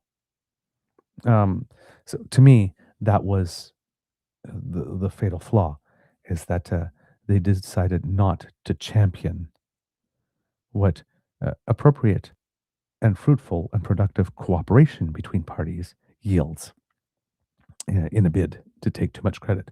And then when they were not getting credit for what they did, um, then the attempt to distance itself from the Liberals was also sloppy and not particularly strategic. Many times, Jagmeet Singh threatening that he was going to take down the government at the first opportunity, and then, of course, not. Um, so, yeah, which didn't just made the situation worse. Because if you're going to try to take all the credit and then say this party is absolutely terrible, but then won't vote to eliminate it, like we just saw with the Conservatives on that first budget vote, saying that the Liberal budget was absolutely terrible and atrocious, and Liberals are awful, but then hiding behind the curtains to see whether or not it's safe to come out to vote. Uh, safe to vote against it. Right? You kind of lose credibility down the road. So the NDP wasn't good at sharing credit, and after it took all the credit and bashed the Liberals, uh, did not follow through on their claims that the party was hopeless and bad for Canadians by keeping it in power just a little longer, and then a little longer, and then a little longer, until such time as it was Chrystia Freeland, not the NDP, who put the final stake through the then Prime Minister Justin Trudeau's heart, politically speaking. All right. Yes, Kit Bucky. Jagmeet seemed to have no political instincts at all, despite his dedication. Indeed, he had good political instincts early on for reaching a younger demographic and understanding social media, particularly TikTok, how it works and how it could be used as an outreach tool, but wasn't really able to build on that foundation. However. So that and then which made those attempts in hindsight look a little more juvenile rather than a genuine um, attempt at outreach to a demographic that could have a lot of potential, a more idealistic generation, right? That could have a lot of potential for the NDP. All right. Other things that we have not been able to get to over the last little bit, but that we do want to talk about. It would seem that Doug Ford is having a little bit more trouble legal wise. Indeed. Uh, According to Jim Bronskill of the Canadian Press, we know that Doug Ford has an issue right now with his phone records. It seems that he's been ordered to make those public at some point. But there's also another issue. There's something going on at the Supreme Court of Canada. And it says here, the Supreme Court of Canada will hear an appeal from a coalition challenging the constitutionality of legislation that opens the door to major changes at Ontario Place. The urban park on the Toronto waterfront opened in 1971, included a theater that showed movies on a huge screen, children's play areas, and several pavilions suspended above the water. The Ontario government plans to redevelop Ontario Place to include an elaborate spa operated by a private company. The Coalition Ontario Place Protectors challenged the province's Rebuilding Ontario Place Act on the basis that it insulates state action from scrutiny by the courts and therefore violates the Constitution. The coalition also argued that exemptions from environmental and heritage laws and municipal noise regulations amount to breach of public trust. A judge dismissed the application, and a challenge of the ruling in the Ontario Court of Appeal was also unsuccessful. Writing on behalf of a unanimous Court of Appeal, Justice Grant Huscroft said that there was no doubt that the government's decision to redevelop Ontario Place is strongly opposed by a number of concerned citizens and organizations. Political opposition to the plan has not swayed the government, and the coalition has turned to the court in an effort to stop it, Huscroft said. Quote, but there's no basis for the court to do so. The court is not an alternative forum for resolving political grievances. The only legitimate question for the court is whether the impugned provisions of ROPA violate the law or the Constitution. And ROPA is the acronym for the Rebuilding Ontario Place Act. Quote, they do not, and the appeal must be dismissed. The coalition then sought leave to appeal from the Supreme Court. The top court, following its usual practice, gave no reasons Thursday for agreeing to hear the case. No date for a hearing has been set, though it is likely to be this year. Eric Gillespie, lawyer for Ontario Place Protectors, said the coalition is very pleased the Supreme Court has acknowledged the importance of the issues raised by the case and looks forward to a hearing. Many people may not be aware of what the provincial legislation means for future projects, Gillespie said in a media statement. Quote, if you can essentially eliminate all laws for Ontario Place, there is now nothing preventing governments across Canada from doing this for anything else, including new expressways, airports, nuclear plants, or any other government projects, he said. Ontario Premier Doug Ford said Thursday he didn't know why the group was taking this case to the Supreme Court. Quote, I think it's a bunch of crazy lefties that want to protect one tree or two trees or three birds, he said at a news conference about another project. The Supreme wants to look at it, fine. The Supreme Court wants to look at it, that's fine. But I'll tell you one thing, we're building the most spectacular destination anywhere in the country, if not North America. It's going to just be out of this world, and I can't wait to get this finished. The project or the court case, Premier Ford? Which is it that you can't wait to get finished? But once again, someone on the right blaming a bunch of crazy lefties without naming any names, without saying specifically who is the problem or what it is that they did, just nameless crazy lefties, which again is something that needs to stop. If you can't say who, then stop just lefties. We just saw what happened in the United States when you keep on blaming lefties in general for what's going on. So we need a new rule. Unless you have a specific name that you can attribute this to, this overall smearing of lefties, probably something that should stop. Because there's a group of people that don't like lefties that seem to believe that vigilantism is the way forward. So we need some slight behavior modification, I would say. Let's see, what else do we have here? Oh, yes. Garnett Genuis. Yeah, Garnett Genuis, CPC MP. I can't remember for where exactly, but let me look that up. Sherwood Park, Fort Saskatchewan. Since 2015, doing absolutely nothing productive for Canadian society. Garnett Genuis went on a bit of a lying spree over the course of the past few days, kits and cubs. About two things. One is our employment data, because there were some numbers that came out that were interestingly good for Canada, we should say. The employment, 8,200 more jobs were created in the month that had been assessed, which is December. But the unemployment rate rose to 6.8%. So how do you create more jobs and the unemployment rate goes up? Well, let's read. This is from the Canadian Press. Statistics Canada says a boost in the number of people looking for work in December drove the unemployment rate higher at the end of the year. A boost of number of people looking for employment. Interesting. Canada created just 8,200 new jobs in December, while the employment rate rose to 6.8%, up from 6.5% the month before. The December results comes after 3 months of outsized gains in employment. The economy had added a total of 181,000 new jobs from September through November, in contrast to almost no change in the first 8 months of 2025, when U.S. tariffs and trade uncertainty choked hiring. RBC Assistant Chief Economist Nathan Jansen said more people entering the labor force is, quote, an encouraging development. While more people looking for jobs can push up the unemployment rate, the increase suggests that Canadians who are on the sidelines of the labor market might now feel more optimistic about their ability to find work. December's job gains were concentrated in full-time work, which added 50,200 jobs in December, while part-time employment fell by 42,000. Employment in healthcare and social assistance in December increased by 21,000, while the professional, scientific, and technical services sector posted a drop of 18,000 positions, the first decrease since August. The trade-sensitive manufacturing sector added 4,300 jobs in December.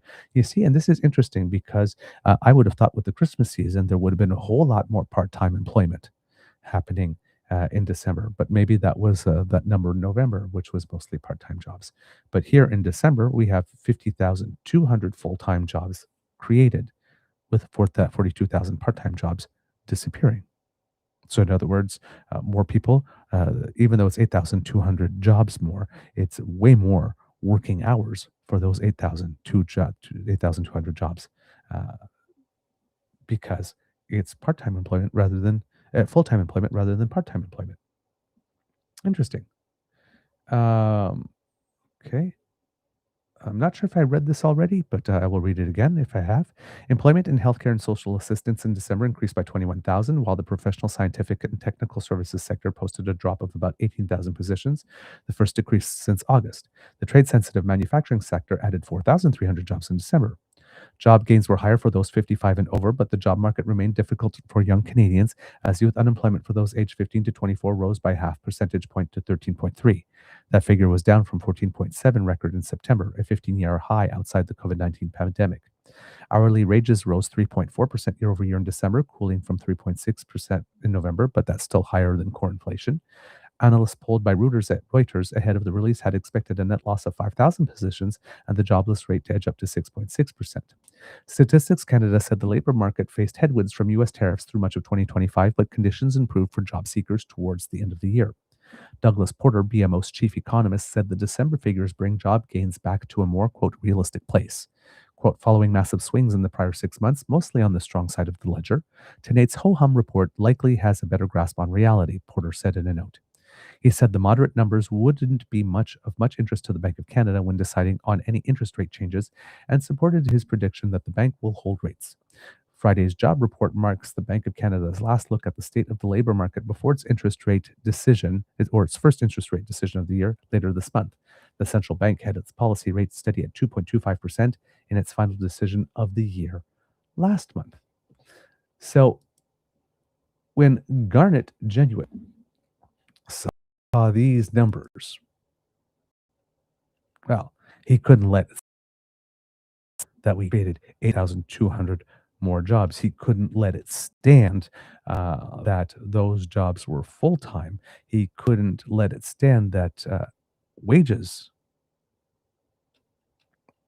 are increasing higher than the cost of inflation. No, what Garnett Genuis decided to highlight was this, a fact, a piece of data that was nowhere in that article that I just read. Breaking news. Statistics Canada jobs numbers just released show 73,000 jobs lost last month. Canada needs a real jobs plan now. Where did you see 73,000 jobs lost last month? That's a lie. So in comes Craig Lord, economics journalist at the Canadian Press, and says about Garnett's tweet, unemployment rose by 73,000 last month because Statistics Canada says more people who already did not have a job were looking for work. Net employment rose by 8,200 jobs. So basically what Garnett Genuis did was say that, well, 81,000 new people entered the workforce. 81,000 people entered the workforce, but only 8,002 of them found jobs. So we have 73,000 more unemployed people. No. Those 73,000 unemployed people were unemployed before. But they were not even in the workforce participation numbers because they were so discouraged with the job situation that they had given up looking. We have 3 months of great job numbers that show 181,000 new jobs being created. And as a result of that, 81,000 people who did not have work and who were not looking suddenly find inspiration to start looking. And of them, 8,200 have found jobs. Garnett Genuis wants you to believe that it is a bad thing that 81,000 additional people who were so discouraged by the labor market that they weren't even actively looking for work anymore have decided to join the pool of people actively looking for work. That's what he wants you to believe is a bad thing. That more people have more hope that they are able to find work. He wants you to believe that that's a bad thing. The other lie that Garnett Genuis spouted was that apparently he was trying to go to a campus to do one of those events. And while it seems that his event was not able to take place, and Garnett Genuis then ran to the press and wanted us to all believe that this whole thing was a matter of free speech being attacked by universities. Oh, those liberal universities always attacking free speech. Well, turns out that may not have been entirely true, according to Sarah Ritchie of the Canadian Press. Conservative MP Garnett Genuis accused a student group at York University of attacking speech after he was denied permission to hold an event there, but the university's student center said politics had nothing to do with its decision. In a social media post late Wednesday, Genuis said his event at the Toronto campus was cancelled due to a decision of the student union not to allow it. The post didn't cite any reasons given for the cancellation, but described it as a further attacks on free speech. Oh my God, so terrible. Isn't it the government that's supposed to guarantee your free speech? I understand that universities are publicly funded. Um, but yeah, interesting. Of course, Garnett Genuis also wants you to believe that going around university camps and spouting stuff that is not true or directly divisive or whatnot should count as speech, and wants you to believe that no matter all the costs to society of that type of toxic speech, that speech is free. Okay. His tweet is, I have disappointing news to share about further attacks on free speech. My event at York University scheduled for this Friday is now canceled due to a decision of the student union not to allow it. I'm pretty surprised. We've done the same event concept at universities in 4 provinces without incident. That okay, I don't know if you would call that an incident, but okay. I stand in a public arena in front of a banner and talk to students as they walk by about jobs and unemployment, but the student union at York won't allow it. York students who want to talk about jobs and unemployment should please contact my office. I still want to hear your stories. Mm, mm, mm. Then he had to have a follow-up tweet on that the next day, but this story might indicate why. The president of the York Federation of Students, the University Student Union, said Thursday morning her group has no authority to book or cancel events. Somar Abuaziza said she has no knowledge of the planned event before being contacted by media outlets. After speaking with the Canadian Press, Genuis clarified, it wasn't the student group at the York University. It wasn't the York University's Federation of Students. It was the York University Student Center that denied the event. Yeah, that's it. That's the ticket. And it was told because it was because of the format. Of course, he didn't say who told him it was because of the format. Just say it is, and we'll do the rest. Genuis has been touring university campuses where he's been striking up conversations with students about youth unemployment and affordability issues. He said the goal is to, quote, gather information that I can use in Parliament as his party's jobs critic. Quote, gathering information about the issues and challenges that young people are facing is a critical purpose of this, and also being able to share a little bit about what we're working on in terms of the Conservative Youth Jobs Plan, he said. In tour videos posted to social media, Genuis can be seen sitting at a table in a public area next to a banner that asks students if they're better or worse off than their parents' generation. The events are coordinated with the help of campus conservative groups. Genuis said the Student Center at York wouldn't allow a guest speaker to sit at the table. Quote, they said if you want to be talking to the students, you need to book a closed space for that conversation to happen, Genuis said. That's not reasonable, and that doesn't allow for the kind of free exchange of ideas about issues that has happened on many other campuses. Yes, it does. Yes, it does. Whether you're parked in a hallway and you're hollering at people to stop and talk to you, or whether you say, "Hey, there's a come and talk to me at between these hours and these hours in this room." Uh, the fact that you have hours in a specific room where it's supposed to happen, rather than just be planting yourself in a hallway and at a table and doing it, neither of those has any impact about on the ability to freely exchange ideas. He said York is the only campus that told him the event had to be in a closed room. So,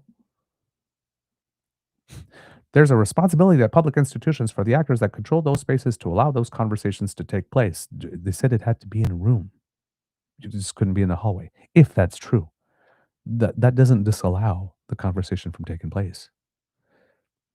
In fact, it creates a space for an actual more substantive conversation to take place because there's not a whole bunch of ambient noise and whatnot. It makes the conversation accessible to a whole bunch of people. The Student Center's executive director, Jason Goulart, said in an email that the event was not approved because of booking policies and the decision, quote, was not politically motivated in any way. Quote, the organizers of this particular event simply did not provide enough detail for us to adequately assess the type of programming, appropriate channels, and venue required, he said. Goulart also said the organizers were welcome to reapply for the event at any time. When asked if he had evidence the event was blocked because of politics, Genuis said, I think it would be interesting to see if a politician on a different perspective would be treated in the same way or not. But what I can say is I think anybody should be able to do this. That would be a no. So he attributed the fact that his event was canceled to the wrong party, then claimed that him having to have his talks in a closed room somehow made it less possible to have a free exchange of ideas, which is bunk. Then, when asked if he had evidence that the event was blocked because of politics, I think it would be interesting to see if a politician from another perspective would be treated in the same way or not. So, whataboutism? But what I can say is, what you can say is whether or not you have proof. But what I can say is, I think anybody should be able to do this. In other words, I want it, and I can't. Now let me blame someone. Which caused Genuis to write a second tweet following his initial post on Twitter, which garnered hundreds of thousands of views. With nearly 600 comments by mid-afternoon, some commenters called on the Alberta MP to take the university to court. That would be fellow Conservative MP Michelle Rempel Garner, the member of Oak, Alberta, posted on Twitter to call for York University to be defunded. Because, yeah, that doesn't remind us of anything Trump at all. We weren't able to hold our event the way that we want to, how we want to, in the space that we want to, at the time that we wanted to. Defund that university. Ah. Oh my God. A spokesperson for the university said it had no knowledge of any event planned by Genuis before his social media post and does not speak on behalf of the Student Center, which is responsible for bookings in its own spaces. Quote, York University is committed to the principles of lawful free expression. We welcome respectful dialogue and have hosted members of parliament from across political spectrum on our campuses, said Yanni Dagonas in an emailed statement. Genuis said he does want to find a way to engage with students at York in the future. File the proper paperwork, you dumbass. Duh. So yeah. Apparently, him having to change his story along the way about whose fault it was that his was denied prompted Genuis to have to write a second tweet. One further point of precision: the decision not to allow the event was made by the York University Student Center, that apparently controls the relevant access points. This is a body notionally controlled by students, not the administration, but technically distinct from the York Federation of Students. Yeah, I'm guessing you got a call from a lawyer.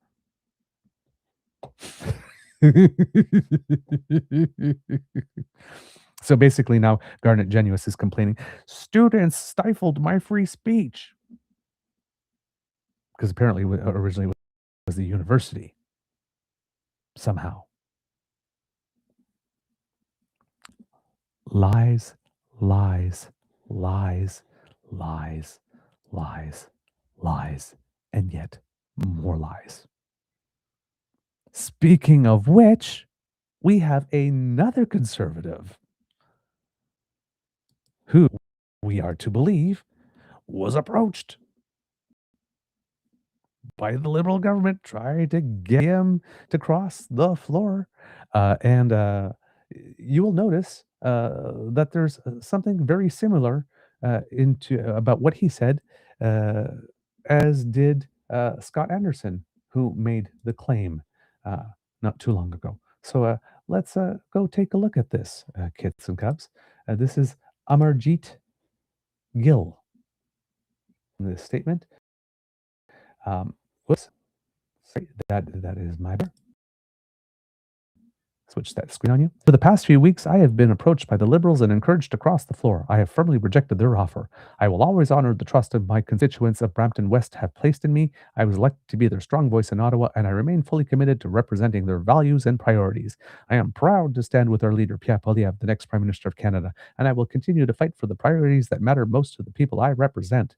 I will continue to fight for safer streets and neighborhoods, jobs, affordable housing, secure borders, and stronger pay in a sovereign Canada. And then he has a whole tweet thread to go along with that that basically says the same thing. So he put a picture of himself with everything he said in the tweet in there, and then did a 4-post tweet saying the exact same thing that is in the picture. You will notice, as was the case with Scott Anderson, this whole claim does not say, once again, who specifically from the Liberal Party approached him. He also does not offer any timestamps or metadata with regard to either electronic or phone communication. And he too does not say what he was allegedly offered in order to entice him. He only claims that he was, and that he will not betray his constituents. And of course, a little Pierre fluffering there, like this, I stand with Pierre Poilievre. So again, now we have Scott Anderson and that guy from the Nickel, Sudbury Nickel area. Can't remember his name off the top of my head. And now we have this gentleman here claiming, Amarjeet Gill, claiming that he was, they attempted to lure him or whatever it is. The other one, Jim Belanger, Sudbury East Manitoulin Nickel Belt. All of them can't say who, when, and what was offered. And again, we compare and contrast to the recent statement by Laurie Idlett of the NDP, who said, talked about the being contacted by liberals and members of her constituency. And again, news reports I have been able to confirm, because last time I suspected that was the case, or I was remembering, but I have confirmed since that yes, apparently there was a meeting scheduled for December 18th between Laurie Idlett and the Prime Minister, which ultimately did not happen. We have dates, we have people, we have reasons and motivations. None of these things, the three claims that the Conservative MPs make, contain. It even seems that Laurie Idlett was supposed to grant an interview to Power Politics about it, but about 3 minutes before her interview was scheduled, she bailed on it, according to David Cochran of the show. But she was about to even do media. They're just posting. They tried to get me too, but I resisted because I believe in Pierre. This is all political performance art, theater, to create the illusion going into the weekend of the 29th that Pierre is a strong leader with the full support of all of his caucus. Hmm. I'm just waiting until the day after the leadership vote when he's confirmed and people go back in the House and see how long it's going to take for some people to determine, oh my God, 2.5 more years with this guy. Nope, I'm out. But right now, it's manufacturing. Oh, these terrible liberals, they're trying to destroy our party. They're trying to achieve their their not the constitution, their majority through undemocratic means. Oh, this backroom glad handing and dealing, which is perfectly allowed for and normal and happens all the time in our system. But oh yeah, these terrible things that they're doing. Oh my God, look at us. We're so oppressed. Oh, we have to fight this liberal enemy. Come, vote for me. Vote for Pierre. Vote, vote for me. I am such a strong leader. I need all these people to help maintain me vertical. But trust me, I can stand on my own. I'm a strong leader.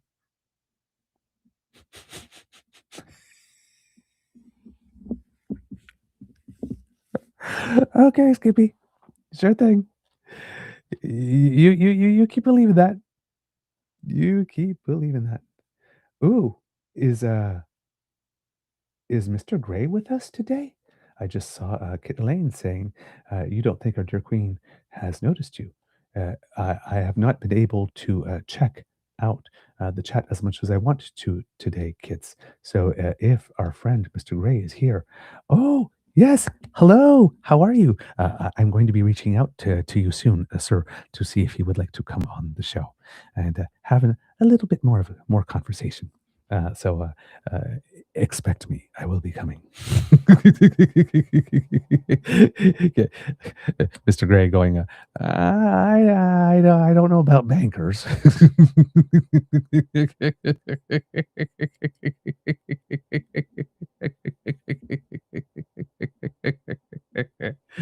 Oh, my word. That's so funny. Uh, apparently, also, there is something going on. This one I don't know too much about, um, to be totally honest, because it just sort of popped on my screen. But it seems that there's some issues with conservatives provincially in Manitoba, according to the Canadian press. Regional director with the Manitoba Progressive Conservatives has had his board position and party membership suspended Monday after posting a social media message that appeared supportive of ICE, the immigration enforcement agency in the United States. Patrick Allard is also banned from running as a candidate in the next election, Tory leader Obi Khan said. Quote, "This party does not stand for hate, does not stand for division like that," Khan told reporters. On the weekend, Allard posted a message on Facebook that asked whether ICE or some similar organization is in Manitoba. Quote, "Do we have an ICE in Manitoba? If so, are they hiring? Asking for a friend," the message said. Khan called the remarks offensive and inappropriate. The post came after last week's fatal shooting of Renee Good in her car by an ICE agent during a street confrontation in Minneapolis, which has sparked protests. Oh, also on that front, kids and cubs, it seems that the people on the right that were looking for something because the fact that she was white and female and blonde and a mother of 3 children, one of whom she was allegedly dropping off at school that morning, wasn't working out for them. And, they tried to paint her as a part of some big leftist cabal that was definitely trying to obstruct ICE and all that kind of stuff, and an actual domestic terrorist that needed to be taken down. Well, they found the thing that they needed now. Apparently, she has a wife. Apparently, she has a wife, and therefore that is proof positive that she's a lefty commie, whatever cabal domestic terrorist thing. That's the aha. Now we got her.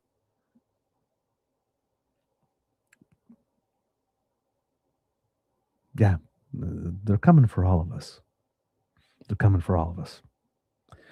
The post came after last week's fatal shooting of Renee Good in her car by an ICE agent during a street confrontation in Minneapolis, which has sparked protests. Another weekend post on Allard's Facebook page called for the arrest of Renee Good's wife. Yes, because we've already made 3 children. We've already taken one parent away. Let's take the other one now.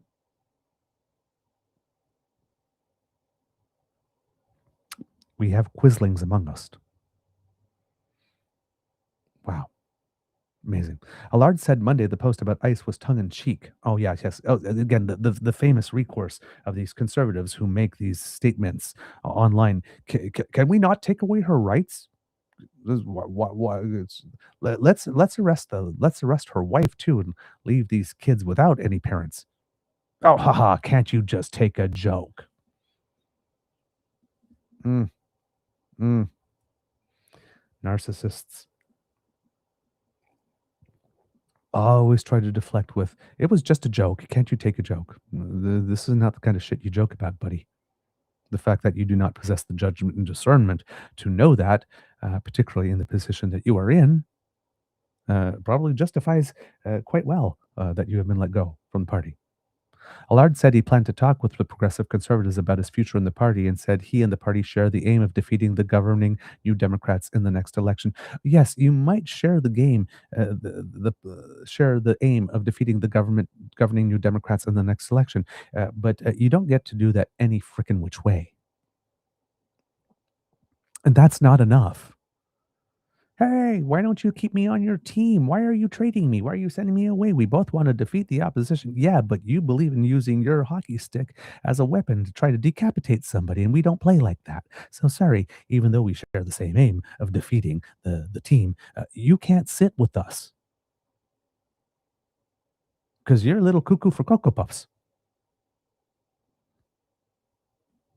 Just saying. Wow. A large suspension followed an emergency meeting of the Tory party board, which will make a further determination about his future following due process, Khan said. Allard, who was chosen as a regional director for Northwest Winnipeg by party members late last year, had earlier gained prominence as an opponent of COVID-19 restrictions in Manitoba and was fined for violating restrictions on public gathering limits. He ran as an independent in the last election in 2023 and finished a distant second in the St. John's constituency behind the NDP's Nahanni Fontaine. Khan said the Tories have taken more decisive action than Premier Wab Kinew did when Fontaine offered online thoughts about events in the United States. Last summer, Fontaine shared another person's post about the killing of a U.S. conservative activist, Charlie Kirk. That post called Kirk a white nationalist mouthpiece, and the author said they had no sympathy for Kirk, only for his children. Yes, because calling somebody what it is they are, a white nationalist mouthpiece, and saying that they have no sympathy for them, probably something that an elected official probably should not say, but okay, they have no sympathy, but they have sympathy for the children, is quite a worlds away difference as saying, "Hey, someone from the left got shot in the face. Can we bring some of that over here, and can we also arrest her wife to make sure that the kids have no parents?" Because these claims are the same. Mm. See, I was gonna give leader Obi Khan some credit for realizing that he had to take swift action on Allard. But if Khan is comparing the statement from Lafontaine and the statement from Allard and putting those on the same plane, um, he just basically undid the good he did with that whataboutism.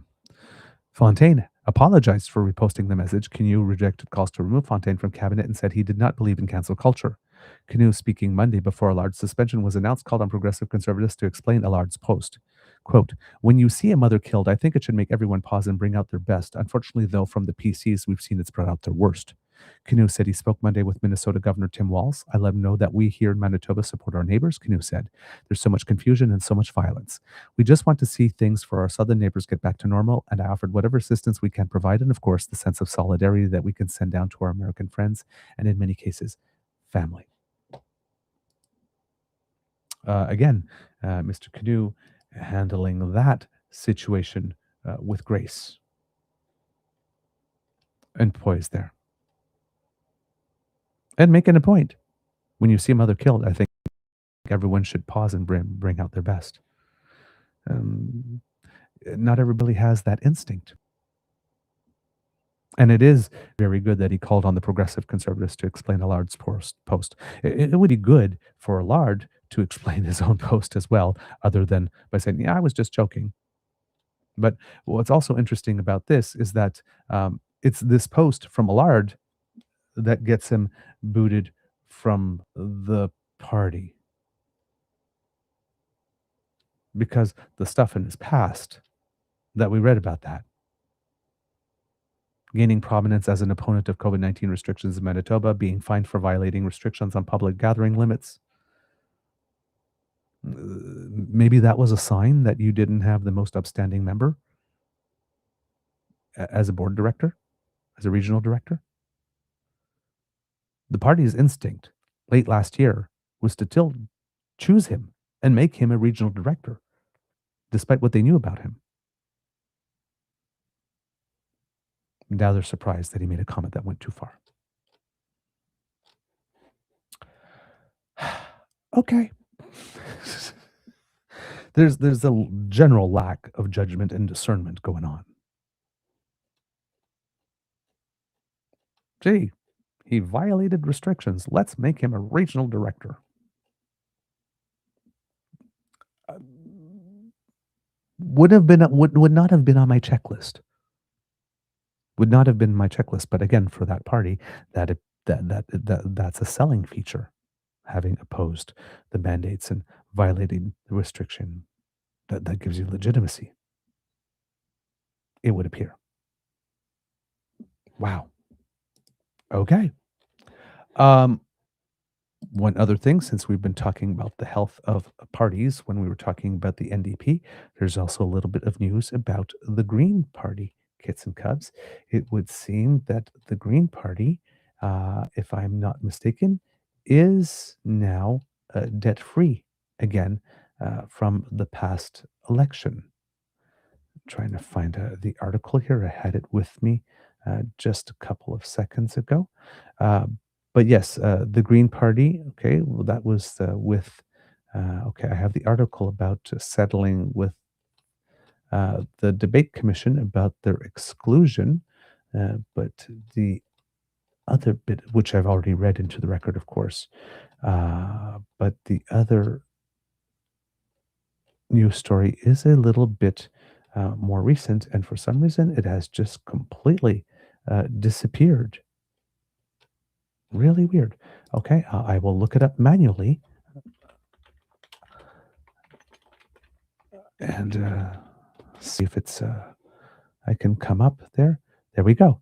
5 days ago, the Green Party, according to the CBC's data, he seems to be on the smaller political party beat, I guess, states the Green Party says it's back in the green after paying off its $1 million campaign debt. The Greens endured one of their worst defeats in the April 2025 election for the first time in 25 years. The party's national vote share dropped below 2%, which meant it could not qualify for a 50% rebate of eligible expenses from Elections Canada.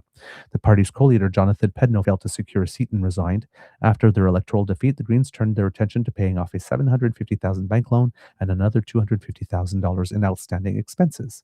Quote, I think it's pretty darn great that between the end of April and December 31st, Green Party of Canada paid out in cash $1 million, leader Elizabeth May said in an interview with CBC News. May added in 2025, the Green Party raised over $3 million. Elections Canada has not posted final fundraising figures for 2025. The news comes as the Federal Leaders Debate Commission said it reached a settlement with the Green Party after the party challenged in court its exclusion from the spring election debates. The commission said at the time that it made the decision because the party was not running candidates in enough ridings. The details of the settlement were not provided. And as we mentioned on the show, not only were the details of the settlement not provided, we have no idea of even what areas of settlement a settlement was reached. May said she could not disclose what the agreement entails, but reiterated the campaign debt was paid off thoroughly through May said she could not disclose what the agreement entails, but reiterated that the campaign was paid off through party donations and not any financial settlement that they might or may not have received from the Debates Commission as a result of its actions. As the Greens focus on the 2026, the party will soon turn their attention to selecting a new leader. A date or timeline for the race has not been announced. May said she intends to run again in the next election as an MP in her Vancouver Island seat, but won't run in her party's leadership race. There you have it. A little bit of news there. So the Greens' finances seem to be healthy. We don't know what is the state of the NDP's yet. I'm going to guess that we'll probably get an update after they choose their new leader with given money that was raised and that came into the coffers based on the leadership race. That would be my expectation. All right, just checking through here to make sure that there isn't anything that I am missing specifically here. And I think I am pretty good for now. So let's see where we are. Oh, well, what do you know? It's just about time to end the show, kids and cubs. That's it for this episode of the Daily Beaver Morning Show. We hope that you love listening to us because we love making this for you. Remember, sharing is caring and word of mouth is priceless. So please tell your peeps and poops all about us. We really appreciate it when you do. Kids and cubs, hopefully soon enough, we will start having audio podcast versions of our show available again. And when we do, you'll be able to go to our pod page. That's podpage.com/the True North Eager Beaver with a hyphen between each one of those words. And you will have to thank the Ray Girl for that, making that available. And when you go there and click subscribe, when we have something off the podcast bandwidth, it will come directly to you. Also, kids and cubs, if you would like to help us, we would ask if you could please, please, please travel on down to the True North Eager Beaver Media Incorporated YouTube page, and you can scan that QR code to bring you there, and click on like, share, and subscribe because that helps us with the algorithm. It does. And it also makes us very happy when we see our numbers go up. So thanks for your help with that. And if you would like to help us in other ways, you could do so by making an enthusiastic expression of encouragement for us to do more because you like our content and you want more of it. And you can do that by making a donation to the Eager Beaver Lodge's Emergency Hydration Fund. Where every day you can do your bit to fight the scourge that is dry beaver. It's a terrible, awful thing. So if you would like to do your bit to keep your favorite beaver or grizzly nice and moist, well then a bit of a toonies or loonies in our tip jar, just hitting the bottom of it, makes a lovely musical sound and helps us a lot. And we thank you for your support. Remember, no donation is too small. Every jot and tittle adds to the pot, as Madonna would sing. Now, kids and cubs, if you are doing the Buy Canadian thing, truenortheagerbeaver@gmail.com is our email address, and you can donate that way. And when you do, the portion of your donation that usually goes to the U.S. tech bros, and then portion of that donated to Donald Trump so he can do terrible things to us and to other nations in our hemisphere, well, that doesn't happen. In fact, that share of the money goes to us so we can do more. Yes, your beaver buck goes that much further when you donate directly. truenortheagerbeaver@gmail.com. And thank you for that. Now, if you're not able to donate financially, we would appreciate another type of donation from you in terms of a word from you at that same email address, truenortheagerbeaver@gmail.com, where you can let us know what you think about the show, maybe have some guest suggestions, send us some articles you think that we should see. Of course, we have our Kids Who Cook little game there. If you are cooking something yummy or eating something yummy, take a picture and post it to our socials with the Kids Who Cook hashtag. And that gives me ideas sometimes for what I would like to make for dinner. And of course, if you just happen to have some good news, whether it's personal or something good that happened in your community, let us know about it because we like to share in your joy. And while we're talking about sharing in people's joy, happy anniversary to Kit Linda and Mr. Linda, who've celebrated, I believe, their 24th, if I read that correctly earlier. So we love here at the Beaver Lodge. So you go on, you crazy kids, and go get yourself some happy. I hope that it was a wonderful event. There you go. Because democracy is something that you do, kids and cubs, remember that we have these two petitions for you that are seeking your attention. The first is House of Commons petition E6821, which is a petition that would encourage members of parliament to table some legislation that would make it such that our foreign ownership rules when it comes to media be changed. And it looks more and more like we need to do that. We definitely have quislings among us in our media.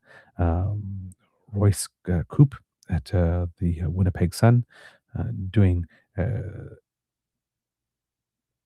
incredible job for the other side.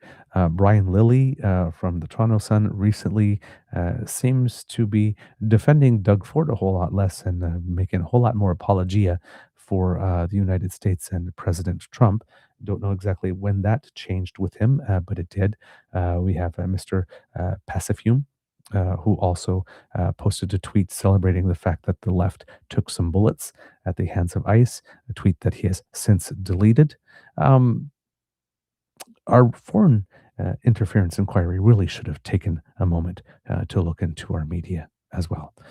But if you're tired of all of that, then this is a petition you might want to sign, Kits and Cubs, and demand that our Canadian media be owned by Canadians who are producing content for Canadians and in the best interest of Canadians. Might be a good idea. It might be an issue of national sovereignty and trying to avoid foreign interference at the moment.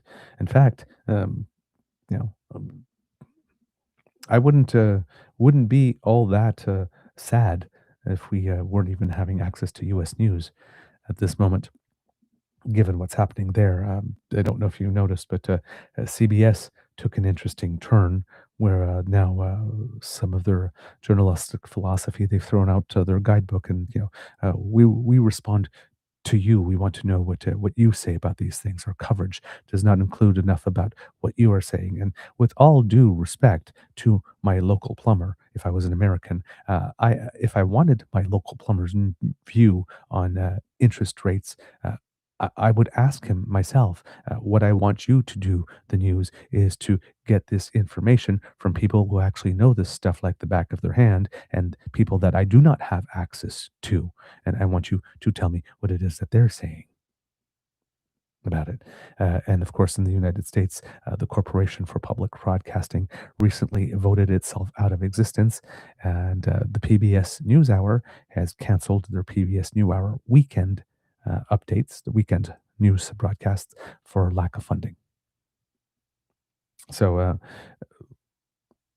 this is what the Conservatives want here too, right? Every time there's a newspaper article in some newspaper somewhere that they don't like, they're starting to now criticize even the publication for daring to publish or print such a piece. They really want the to be their news, only their voice. That's scary. That's very, very, very scary. And they're using their platforms to actually call for it, which again is very, very scary. Yes. I think it was Brian Lilly, I think not too long ago, actually had a post criticizing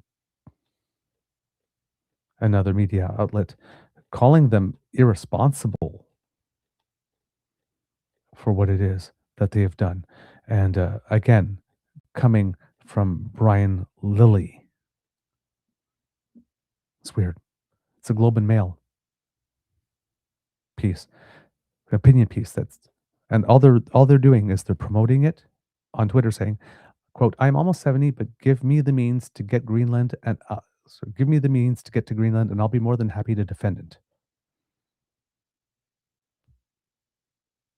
And Brian Lilly said that the Globe is publishing a letter like this, encouraging this faulty thinking by playing up that Trump will invade Greenland crap is a stain on Canadian media. They've lost their minds and are trying to make you do the same. Irresponsible. Brian Lilly, you are using your platform to play down the Trump will invade Greenland, what you call crap. That too is a stain on the Canadian media, and I don't believe that is you doing media in a manner that is in the best interests of Canadians. We too believe that you've lost your mind, and you're trying to make us do the same. We also believe that that's irresponsible. I don't know when it became your responsibility, Mr. Lilly, to play down the Trump threat, but also now throw other media. The Globe and Mail is not known as a liberal bastion. Very conservative, actual conservative, and not the type of conservative that Brian Lilly is, but conservative. But apparently, again, the Conservative Purity Party of Canada, the CPPC, because that's what it really should be called now, is taking down other media outlets that are not conservative enough, clearly, for their liking. So, it might be time to demand some laws so that the overwhelming majority of our print media does not come from Mr. Pecker, the guy who used to own the National Enquirer that was hiding all the stuff from Donald Trump. He's the person, if I'm not mistaken, who's at the head of Chatham Asset Management Group, that sort of conglomerate that owns most of Post Media, which is the Sun Chain and all the old Post Media stuff, and more recently, the Halifax Chronicle Herald and all of them. The news that we are getting from those is not Canadian news. It's not news by Canadians. It's not news that advances the Canadian point of view. And now the people employed by these outlets are running interference for Trump. They're running interference for Trump, the guy who has put us in the state of existential angst. Maybe we should be boycotting those papers, and maybe our tax dollars should not be going to keeping these corporations alive. Perhaps. So, House of Commons petition E6821, please give that a sign and an update on that one, kids and cubs, for you. Really seems to be taking off a little while now with, just checking this out here, the number of signatures across the 11,000 signature threshold here. So let's keep that growing. The other one that we have for you, kids and cubs, is, where did it go? Because I just had it open 2 seconds ago, and I don't know if I closed it by accident. That would be terrible. No, I didn't. I just moved it. Okay, House of Commons petition number E7027. And this one encourages members of Parliament to use Section 90 of the Constitution Act of 1867 in order to, which is basically using the power of disallowance under Section 90 of the Constitutional Act to annul or repeal provincial legislation enacted in Alberta and Saskatchewan that restricts the rights of transgender and gender diverse people, and that has been shielded from charter scrutiny through the use of the notwithstanding clause, and to affirm the federal government's responsibility to uphold charter rights across Canada. So we will put that link in the chat for you as well. If you could sign that one, and that one, Kids and Cubs, has currently amassed 28,373 signatures. So this is looking very good to pass 30,000 way before the deadline. So, and there's about just a little more over a month on both of these petitions in order to sign them. So please circulate them among your friends and family and try to get as many signatures as possible. Also, Kids and Cubs, if you live, I believe it is on Prince Edward Island, on the 7th of February will be the date of the leadership vote or leadership results being announced for the leader of the Progressive Conservative Party of British Columbia, of Prince Edward Island. Oh boy, clearly on the wrong side of the country there. So if you haven't gotten your memberships and all of that kind of stuff yet, it would be time to buy some to make sure that you vote.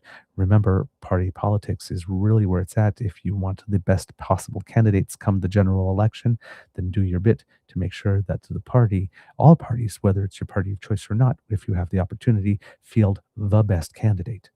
And there you go. So that happens on February 7th. There's probably still a little bit of time left to make sure that you can register. I hope I'm not giving you misinformation on that. All right. And I will double check that during the break just to make sure that you can still do that. All right. That is about all I have for you for now. So, words of wisdom. Words of wisdom. I'm going to say the same things as similar things as I said yesterday. Breathe. Don't panic. Make sure that you take the time, if you have the opportunity, to download the document that Hugh Culleton, our guest yesterday, had for us. The Swedish Handbook in Case of Crisis of War and sorry, the Swedish Handbook in Case of Crisis or War Official Resistance Resilience Brochure for Citizens. Please, if you can, uh, read that, get familiar with it, and there's lots of stuff in there that could be useful to you if we need to, because we do need to start preparing in case the worst happens. So I just included that link there for you in the chat, kids and cubs. All right. It can be tough out there, so please be kind to and gentle with yourself. And at the count of three, can I please have the damn fam saying, Mr. Beaver, please cue the cock in 1, 2, 3. Oh, that is some good stuff right there. You asked for it. Here you go. You got it. You are listening to a True North Eager Beaver Media Incorporated podcast. The True North Eager Beaver podcasts are proudly brought to you by our founding sponsors, the Misfit Mysteries from Corvid Moon Publishing, your source for science fiction, fantasy, and cozy mysteries featuring a broad diversity of characters, CanadianTarot.com, their uniquely Canadian online eclectic tarot community, and the Peppermaster, hot pepper sauces made from farm-fresh ingredients to thrill your taste buds and expand your mind. We are grateful to the Crier Media Network for its support, Pete Jarvis for our artwork, and Paul Joseph Something for our opening and closing sequence music.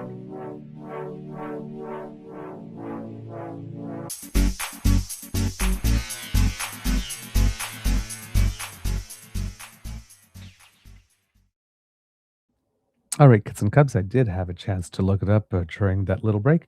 And yes, if you want to register, if you live on Prince Edward Island, to vote in the leadership race, you have until, pardon me, sorry, you have until January 16th, which is the last day to join the party to vote. So 3 more days. There's going to be a first leadership forum that takes place at the Consolidated Credit Union Place in Summerside tomorrow. There will be a second leadership forum taking place on January 22nd at the Cavendish Farms Wellness Center in Montague, and that on February 2nd, the third and final leadership forum will take place at the Confederation Center of the Arts in Charlottetown, and the leadership convention takes place on February 7th at the Eastlink Center in Charlottetown, which is the final day to vote online or in person, but you need to be registered to vote by January 16th. All right, kits. Let's talk a little bit about some Canadians who make us proud before we head off. Number one, Team Canada, under 18 junior hockey, yesterday with a very decisive victory over Hungary, 14-0. Team Canada is now 23 goals for and 0 against in the tournament, and will be playing their last match of the round robin portion against Sweden today at 4 o'clock Eastern. So if you have an opportunity to grab your flags and cheer on Team Canada, that would be some great news. Also, if you're a PWHL fan and you're a fan of the Ottawa Charge, they recently are the hottest team in the league with at least 5 wins in a row to their credit. And the most recent one putting them in playoff contention. So in 4th place after a rougher start this year for the team. So it's nice to see them picking up. Also, kids and cubs, since we are talking about women's hockey,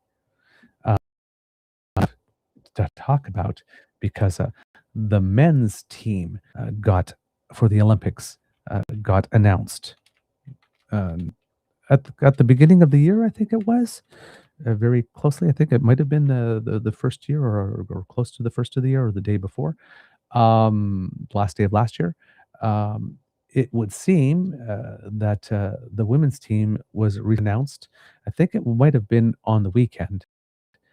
And since yesterday we were doing an interview show, we didn't actually focus on that part. But obviously, it matters a lot to us how both teams do, Kits and Cubs. And for that, I'm going to present a little bit. We're going to have a bit of a longer Easter egg today. One news clip from CBC talking about that announcement because our women are fierce and fabulous and deserve. So here we go.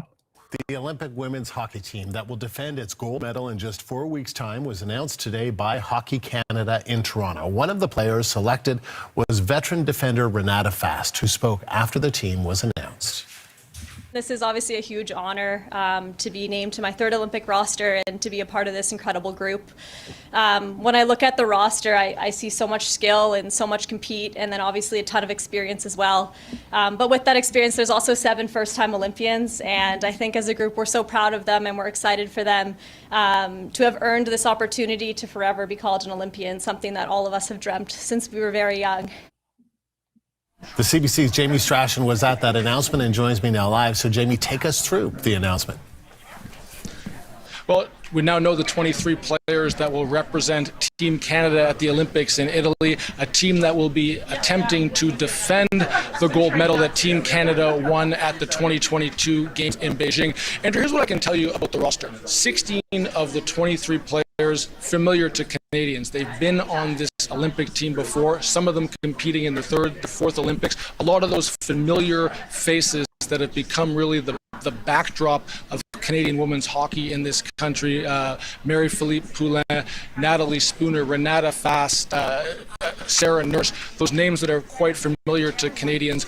A lot of people were maybe expecting more turnover in the roster. That didn't happen. Just the 7 new players, as I mentioned, and Canadian hockey officials relying purely on players that are playing professional hockey. All of these players are from the PWHL, not choosing to go into the NCAA ranks to maybe go after some younger players that a lot of people thought that this Canadian team maybe needed to refresh its roster heading into these Olympic Games in less than a month's time. So 23 players, we now know who they are, 16 players that have been on the Olympic team before, 7 faces that will become very familiar to Canadians during the course of those Olympics.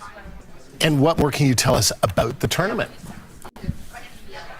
Well, Andrew, going into this tournament, I think for the first time in a long time, the Canadians are the clear underdog. The Americans are the favorite to win the gold medal. That's after, of course, this rivalry series that the two teams played at the end of last year, where Canada was thoroughly dominated over the course of 4 games by the Americans. So the underdog role, not something that Canada is used to having on its back. Blair Turnbull, who's competing in her 3rd Olympics, says it's a label that they welcome. I love having to fight and having to battle and compete as an underdog, but I think a lot of people thought about us losing at the most recent World Championship, and they saw the results of those 4 rivalry series games, and they completely forgot about everything that's happened since we won gold in Beijing. So I think there's a lot that people have to look back on and think about before they call us underdogs, but I'll take an underdog story any day. And Andrew, players and officials that I've spoken to after this announcement was made a few moments ago have been quick to point out that, listen, was the rivalry series everything that this team wanted? Of course not. But those games played at the end of 2025, a long way from the bright lights and pressure-packed arenas that these players will be at the Olympics. Games that players on this roster, 16 of them, are very used to playing under that pressure, playing under that scrutiny. They'll get a look at their American rivals during the round robin, both teams in the same pool. And if history gives us any indication, those 2 teams will probably meet again in the gold medal game, a game that Canada and the U.S. have played in since it became a medal sport back in 2016. Andrew? Jamie, thank you. The CBC's Jamie Strachan live in Toronto. And CBC is your destination for all the excitement and every golden moment when the games get underway. You can watch the opening ceremony live here on CBC News Network on February 6th or wherever you stream CBC. All right. And just to add a little bit to that, Kids Cubs, because we want to put a little more meat on that bone. Carissa Duncan of CBC Sports states here that 16 veterans from a dominant team that won gold in Beijing will lead the Canadian women's hockey team into the Olympics next month in Italy, as stated in the report. It all begins with their captain, Marie Poulet, who has scored more golden Olympic goals than any other hockey player, male or female. She's looking to earn her 5th Olympic medal in her 5th games, something only 2 other hockey players have accomplished, Canadians Hayley Wickenheiser and Jana Hefford. Quote, "It's always an incredible honor to wear the maple leaf, and being selected to my 5th Olympic Games is something I could have never dreamed of as a little girl," Poulet said in a statement on Friday as the roster was unveiled at the Canadian Olympic Committee headquarters in Toronto. "Being part of Team Canada is so special. It's a moment of great pride and passion that we don't take for granted as we hope to inspire more young girls to chase their dreams." Other forwards returning from that 2022 team include Sarah Fillier of the New York Sirens, Laura Stacey of the Montreal Victoire, Emma Maltais of the Toronto Scepters, Sarah Nurse of the Vancouver Golden Eyes, Blair Turnbull, who we saw, and she's definitely, you don't want to mess with her. She's got the game face on already. From the Toronto Scepters, Emily Clark of the Ottawa Charge, Natalie Spooner of the Toronto Scepters, and Brianne Jenner, also of the Ottawa Charge. Both Jenner and Spooner will be competing in their 4th Olympics after earning gold in both 2022 and 2014. 7 players will make their Olympic debut in Italy, including forwards Daryl Watts, Toronto Scepters, Kristen O'Neill from the New York Sirens, Julia Gosling of the Seattle Torrent, and Jennifer Gardner of the Vancouver Golden Isles. Only Poulet has scored more points than Watts since the PWHL launched in 2024.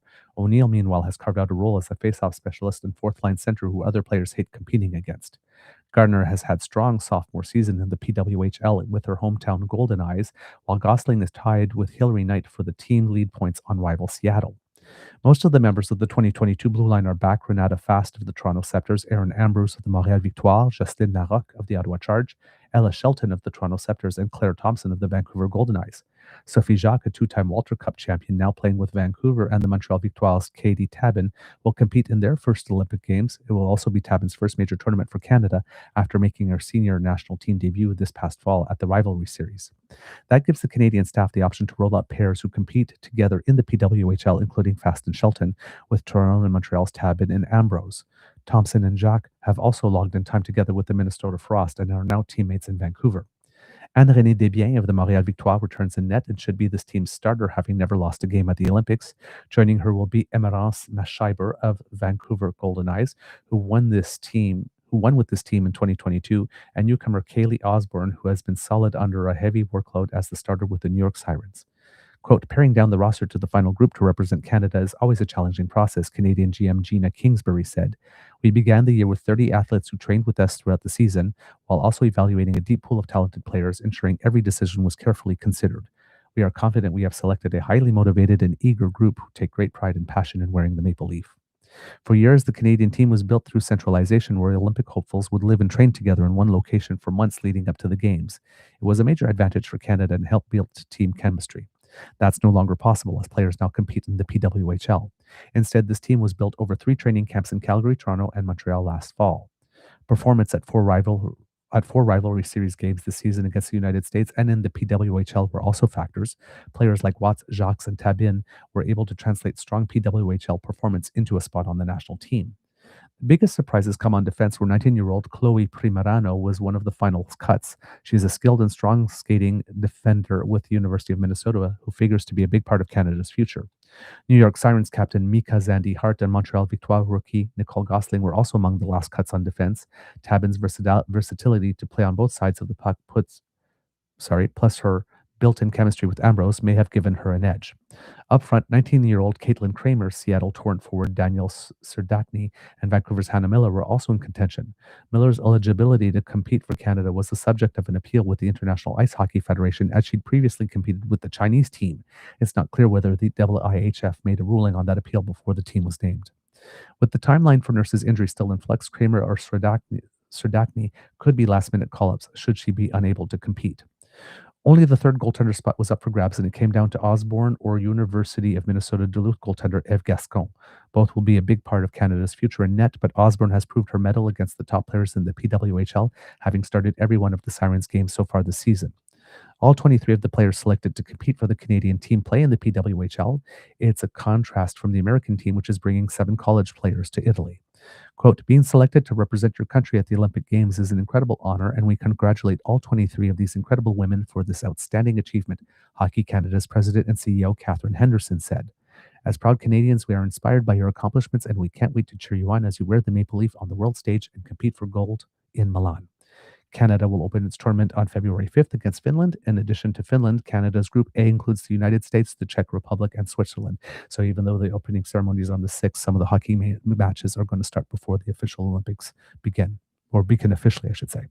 The gold medal game is set for February 19th. Canada has won 5 Olympic gold medals since women hockey became part of the Olympics program in 1998, finishing at the top in 2022, 2006, 2010, 2014, and 2020. No, it said 2022 already.